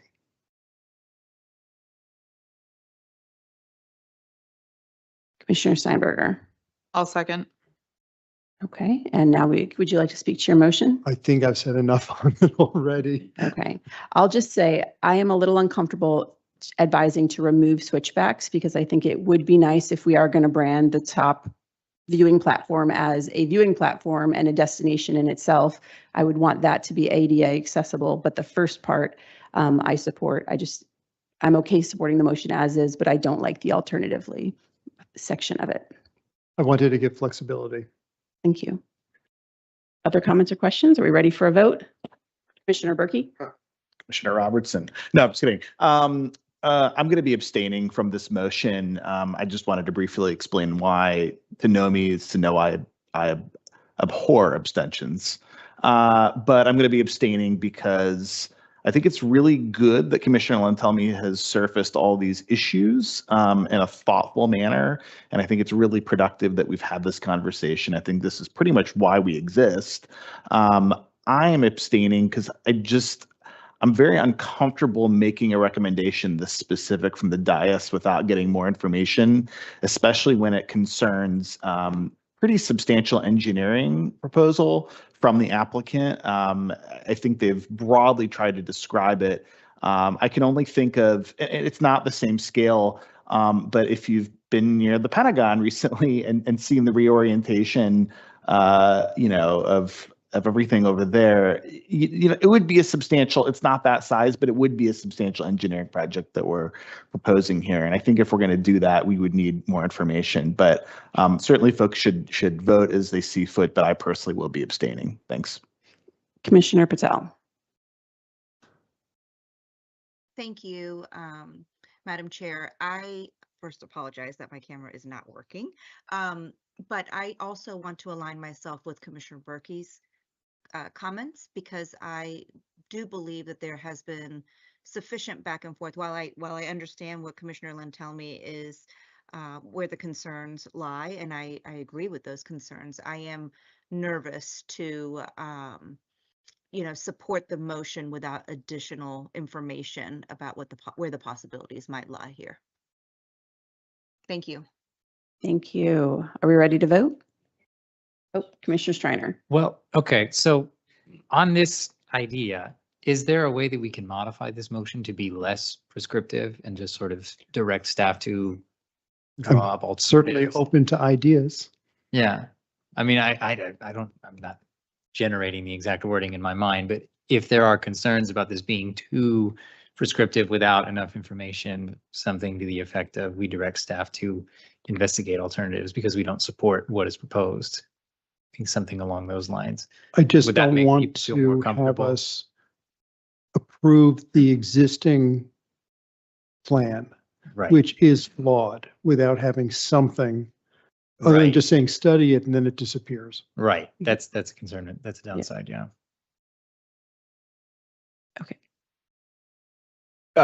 Can I suggest on that point, I think I understand your position there, Commissioner Lantelmi, and yours as well, Commissioner Streiner. Maybe it's the ability to say something to the effect of that you recommend approval with some revision, right, to that spur, to that area, to address, the specific concerns that you all have brought up, to allow there to be flexibility to address any kinds of physical issues that we may not have, surfaced right in here, but still ensure that you're not stamping your approval on the existing design. Because I hear you that is the goal of the motion is to not do that, but to still allow some flexibility that it can be addressed in a way that makes the most sense and takes into account some of the other issues that we may not be seeing here. Commissioner Patel, I see you still have your hand up. Did you have something else you wanted to say? Thank you. I appreciate the attempt to try to revise the language, but I think even the proposal that's been made by the applicant it just subsumes the entirety of the approval, because that flexibility just essentially takes over. The problem is it actually probably needs to be the inverse. The reality is there needs to be more information presented, more data that's been presented. And I think Commissioner Steinberger said she would like to have had that information before the Planning Commission, before this matter went to the county board. It looks like it would be the opposite, saying that. I think that we've given a lot of information from the dais here tonight, plus we have all the information from the Pentagon Ridge Condo Association. It sent numerous letters on this. And that's a lot of it's just simply factual. I think that if we go ahead with this, and I hear the concern of it being too prescriptive, but it is a recommendation rather than a requirement. I think it puts us on record of what we see as the concerns are, and that will be in the record too. And I presume the county board will be looking at what we're saying. And then they ultimately can decide and give direction on which way to go forward. And that gives another couple weeks for everybody to get their ducks in line as far as information goes and presenting things. So I think that this is probably good enough to at least put us on record about what the concerns are and some ideas for solutions. Madam Chair, I don't know if you could hear me. I know Commissioner Lantelmi started speaking while I thought I was speaking, but I don't know if you could hear me. I apologize, Commissioner No, Patel. I You don't are. think you could. I don't think you could hear me. I think that may have been the problem. Yeah, the volume is very low. Okay, I'm going to try to see if I can turn it up even higher. It's all the way to the end. Is that better? Yes. Okay. I think what I was saying is I think that unfortunately the proposal that was presented by the applicant really just kind of subsumes the motion, and it may even be the opposite. It may end up being that we would have to reject the motion and outline the reasons why, because of the issues. Commissioner Lantelmi, I always value your expertise in these spaces, the expertise you bring, but I do feel uncomfortable without the information and a full presentation on the issue. I think Commissioner Steinberger had even asked if this matter could come back to Planning Commission with some additional data before it went to the county board. And so if this is the problem, then I think that we've now unearthed the problem and need some more information before we can move forward. What about like a sense of the commission that the status quo is not acceptable and needs to be addressed? And too fuzzy. Commissioner Steinberger. I didn't think any other commissioners were going to be feeling this way, so I was not going to raise this, but I'm wondering if what Commissioner Patel is getting at is that this should be deferred. The whole project. Yeah. Oh, gosh. For 50 feet of green I ribbon. didn't think anyone else was Okay. going there. No, but that, I'm not going to go there. Okay, well, you're I of course also don't wanna welcome go to there. say no, that. I understand, but is that where other commissioners are at? I mean, is that Commissioner Not me. Patel? Is that? No.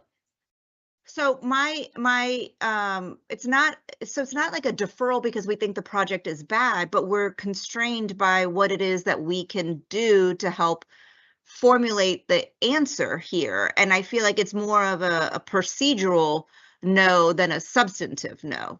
I don't know if that makes any sense, but it's basically saying, we're denying the motion based on X, Y, and Z. And I also thought about the sense of the commission issue, Madam Chair, that you were raising as well, that it is the sense of the commission that this project is overall one that has the support of the Planning Commission. But that would have to, I believe, has to come after a deferral. That we're deferring this because of this issue, and it is the sense of the commission that we would have approved it had we had sufficient information. Okay, so why don't we go to this motion that Commissioner Lantelmi has put on the table and has been seconded. We'll vote on it, and then depending on how that pans out, we can decide on next steps. Could we read it again one more time? Just Yes. I been a move while. that, to repeat the motion on the table. I move that the Planning Commission recommend that the green ribbon segment that terminates at the end of 15th Street South Spur be continued from the planned switchbacks up to South Lynn Street, and the plan for a north sidewalk on 15th Street South Spur be abandoned. Alternatively, eliminate the switchbacks above the first switchback and add a north sidewalk to 15th Street South Spur and preserve the existing street parking. And that has been seconded by Commissioner Steinberger. So to discuss this, and it's a little hard to edit without seeing something in writing. I think we just want to vote on this and see what happens. Okay, then I'm Been withdrawing talking my about. second because I think there's more discussion that should happen. I will second. Okay, Commissioner Guevara seconds. Okay, so we will vote, and then if it fails, we can have further discussion on it. Okay. Commissioner Lantelmi. Aye. Commissioner Patel. My mic doesn't. Abstain. Abstain. Commissioner Steinberger. Pass? Abstain? I don't know. That's called abstain. Okay, I'm marking you as abstain. No, I kind of want to know where this gets to, and then if my vote's needed to pass it or not. I literally want you No, to you come back can't to do me. that. You can skip her. Okay, I'm writing abstain back. Commissioner Bagley. Aye. Commissioner Guevara. Aye. Commissioner Berkey. Abstain. Commissioner Streiner. aye. Commissioner Robertson. Aye. Commissioner Amadeo. I need more information. So abstain? Yep. Okay. Commissioner Torres. Nay. And I will say aye. So that's 1, 2, 3, 4, 5, 6 ayes. So that passes. Yes. Okay. So it passed. So do we have any additional motions to discuss other than the motion on the table? Did you want to change your motion or your? Sure, I'll be an aye. Okay. If that's allowed by Robert's rules, we'll mark it as 7. Okay. Any other motions other than the main motion? I would like, I don't know how to do a motion, but I would like to go back to the mechanical issue. So I would like to have something stipulated because I don't want to be asking for forgiveness. Okay. So you want to move that the rooftop HVACs. There has to be an acoustical study of something. I know that they're going to go through the permit process. I'm familiar with that. I understand all of that, but there might still be a way. This is about being a good neighbor. And there might still be a way to address the neighbors that are directly affected by this in a more precise way. And so I would like to see that. because I do hear them and it's not just during the day, it's at night also. If you open your windows, it's, I think there's a responsibility there. Okay.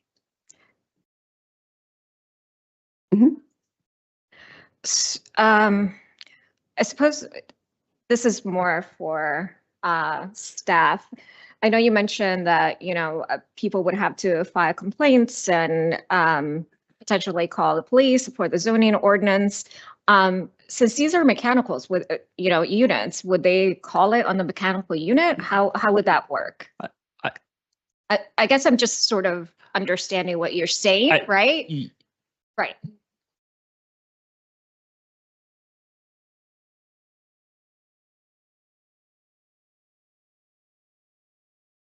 I mean, I do appreciate the point that this condition exists all over Arlington currently. And so does. Here, at least with the neighbor. Oh, your microphone on? Sorry, at least with the neighbors that seem to be more directly to push, maybe there's more room. I don't know. I haven't studied the plan. Maybe there's a way for those people. Are you? It's not a visual issue. It's a noise issue, really. So they wouldn't be able to do a study in 2 weeks. But I guess, well, you could say do a study, or you could say change them from the rooftops, or ensure a sound. They need an MEP to do that. And I know that that's what's going to happen. I mean, I get the process. But, okay. Yeah. Well, if you want, you can think about a possible motion that you want to do. We can move forward with other possible motions. So Commissioner Steinberger, I want to second her motion and say find a way to relocate it, because I think this site has buildings that are already there that are taller. They're not going to change. Well, we need a motion on the table to second it. So if you want to figure one out, but Commissioner Steinberger, do you My have one? suggestion would have been to do a motion to add a site plan condition that such a noise study would be done. I don't feel as strongly that I don't feel as strongly that the units cannot be on the roof, with appropriate shading and such. But if the concern, I think you're highlighting two different concerns. I think yours is a location visual concern, right? And then I think there's the noise concern. I think those are both concerns. I think they're different concerns. I think the one concern with regards to noise, that you could do a site plan condition for, which would be to say that it's like, they will do a noise study as part of the site plan conditions. I think that would be allowed. I don't know how to fix your problem. Okay, so why don't we move on to main motions? And then if you want to jot down what you want your motion to be, then we can introduce that at the end. Does that sound like a good approach? Okay. Any other motions other than the main motion that is ready to go? Okay, so Commissioner Streiner, could you take us through the main motions, please? Yeah, if you would like, I have them right here. Yeah, send them my way. Oh, wait, no, I have. You got them? Okay, yes. Okay. A through F? We'll do one at a time, please. Okay, all right, saddle up.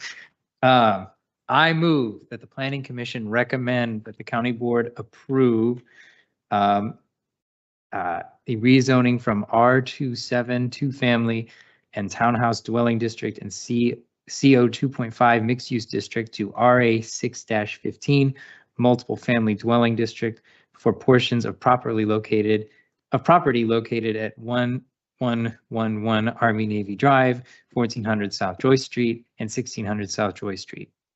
Do I have a second? Second. Seconded by Commissioner Lantelmi. Any discussion? Okay, then we'll go to a vote. Commissioner Lantelmi? Aye. Commissioner Patel? Aye. Commissioner Steinberger?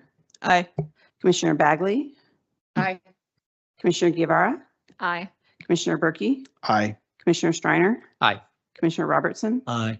Commissioner Amadeo? Aye. Commissioner Torres? Okay, and I also say aye. 1, 2, 3, 4, 5, 6, 7, 8, 9, 10. That passes 10-0. Okay, next motion. Motion number 2. I move that the Planning Commission recommend that the county board adopt a phased development site plan for existing and new infill development totaling up to 4,466 residential dwelling units and up to 19,923 square feet of non-residential gross floor area for the site as a whole, with modifications of zoning ordinance requirements, including additional density, reduced parking, increased compact parking, off-site parking, loading space reductions, altered dimensional parking standards, density exclusions, and other modifications as necessary to achieve the proposed phase development site plan for the River House site located at 1111 Army Navy Drive, 1400 South Joy Street, and 1600 South Joy Street. Okay, introduced by Commissioner Streiner. Do I have a second? Seconded by Commissioner Guevara. Any discussion? Okay, then we will go to the vote. Commissioner Lantelmi. Aye. Commissioner Patel. Aye. Commissioner Steinberger. Aye. Commissioner Bagley. Aye.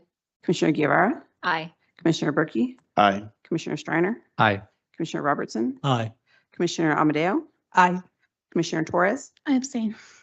And I will also say aye, so that passes 10-0. Okay, the third main motion. Number 3, I move that the Planning Commission recommend that the county board adopt a site plan to construct a mixed-use building consisting of up to 509 residential dwelling units and up to 14,793 square feet of non-residential gross floor area, with modifications of zoning ordinance requirements, including additional density, reduced parking requirements, increased compact parking, parking for off-site uses, density exclusions, and other modifications as necessary to achieve the proposed development plan for the River House Building N1 site located at 1111 Army Navy Drive and 1400 South Joy Street. Okay, introduced by Commissioner Streiner. Do I have a second? I'll second. Seconded by Commissioner Lantelmi. Any discussion?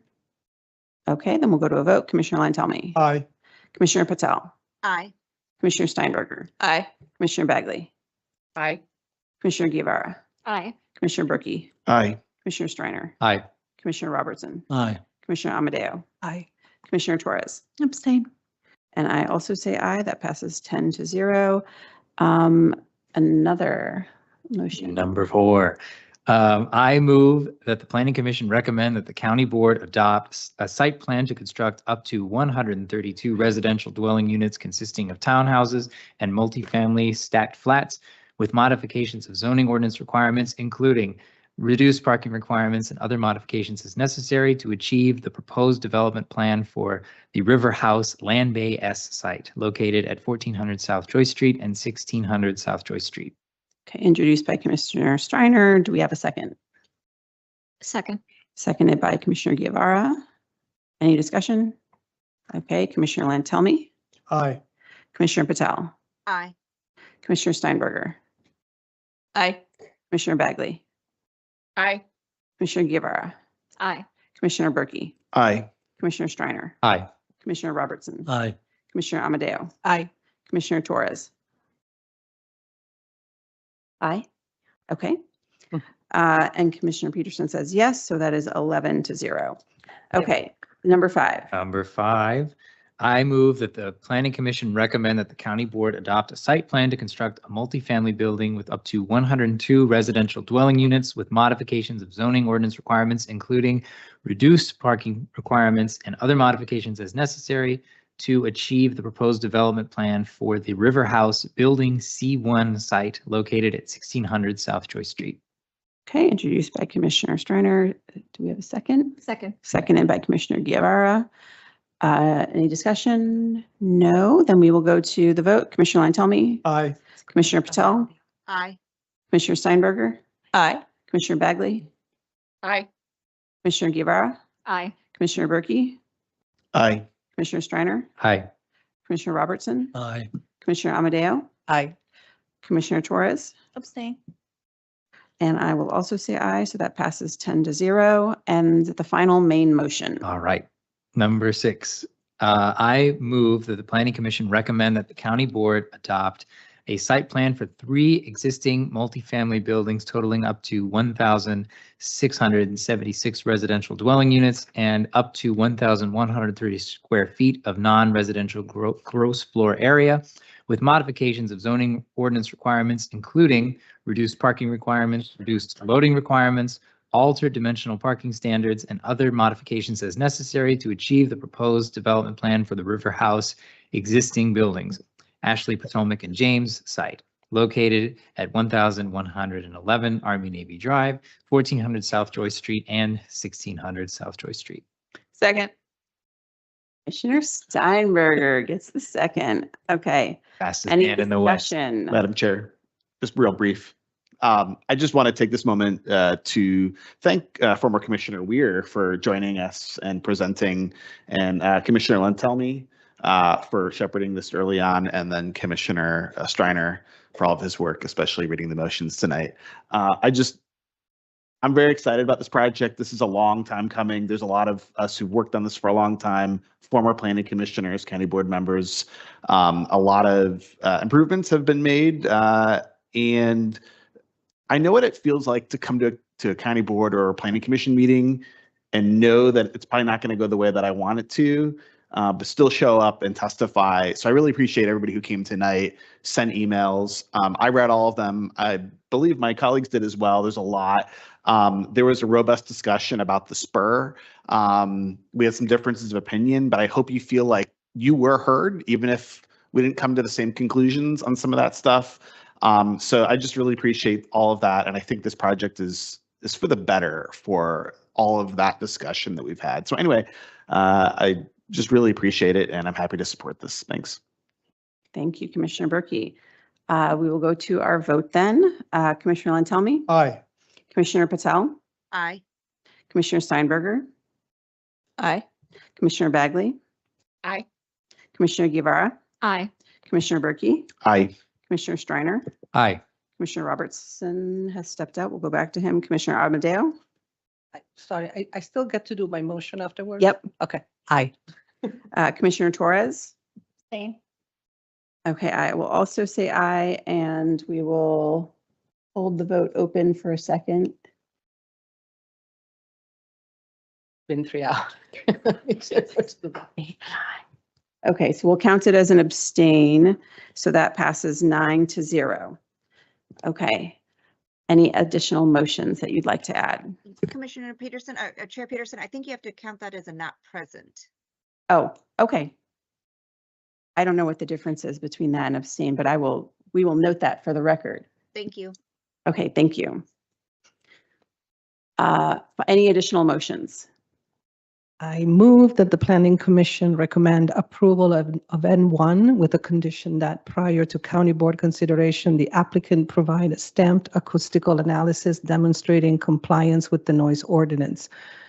If exceedances are identified, the applicant must revise the mechanical design, including relocating rooftop mechanical equipment farther away from adjacent residential buildings or enclosing or consolidating equipment to ensure full compliance before board action. Okay. I can revise it if we don't need to have a stamped. Do we have a second? Seconded by Commissioner Torres. Discussion. Commissioner Berkey. Yeah, I really appreciate the concerns that have been raised about this particular issue, and I thought we had a pretty good discussion about it, and I think staff explained the scope of the applicant's obligations here, which is to comply with the noise ordinance. So I'm not comfortable supporting a motion that I am concerned may exceed our authority as far as, we have latitude in providing recommendations, but I don't see anything that the applicant has done here where they haven't complied with, the obligations they already have in front of them.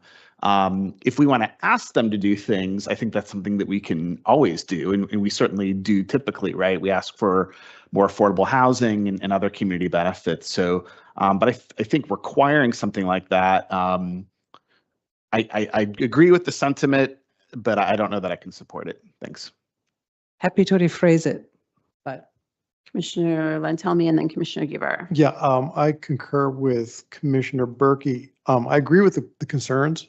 We've allowed a number of other buildings to go through with the same situation with all the units on the top, and we haven't said a word.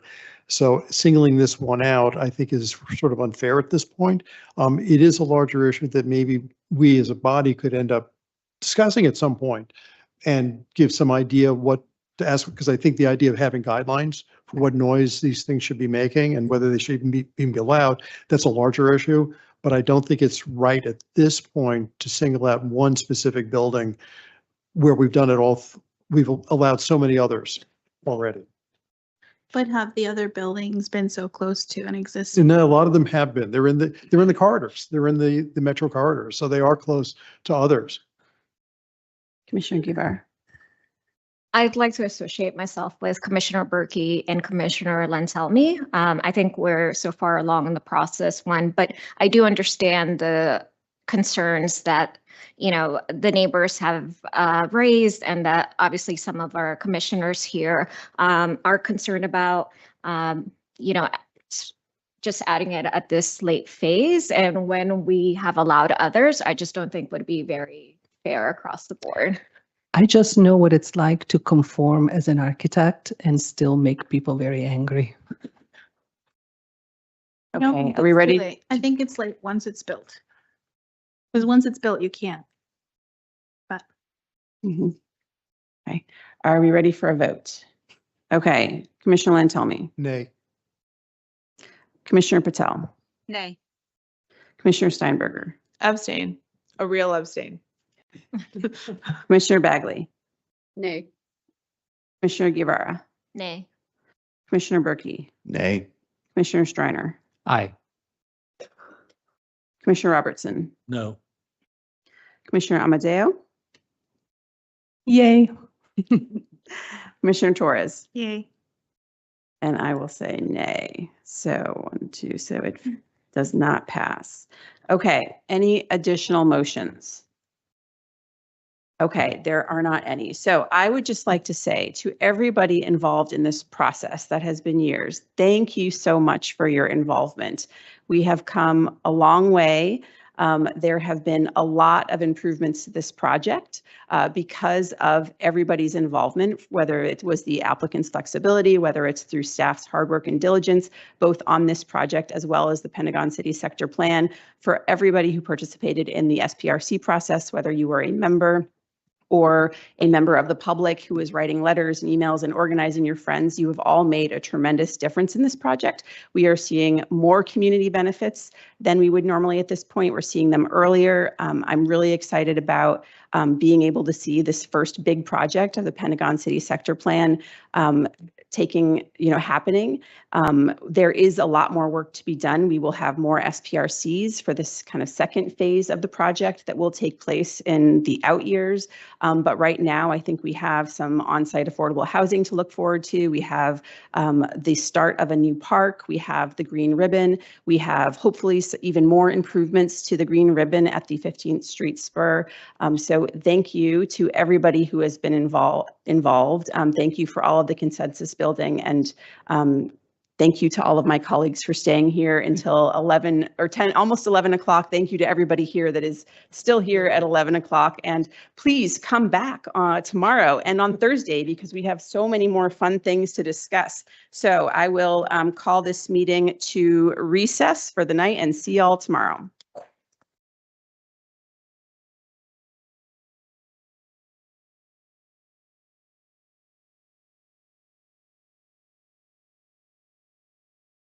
Well, that's Thursday, but tomorrow should be faster and Thursday should be faster.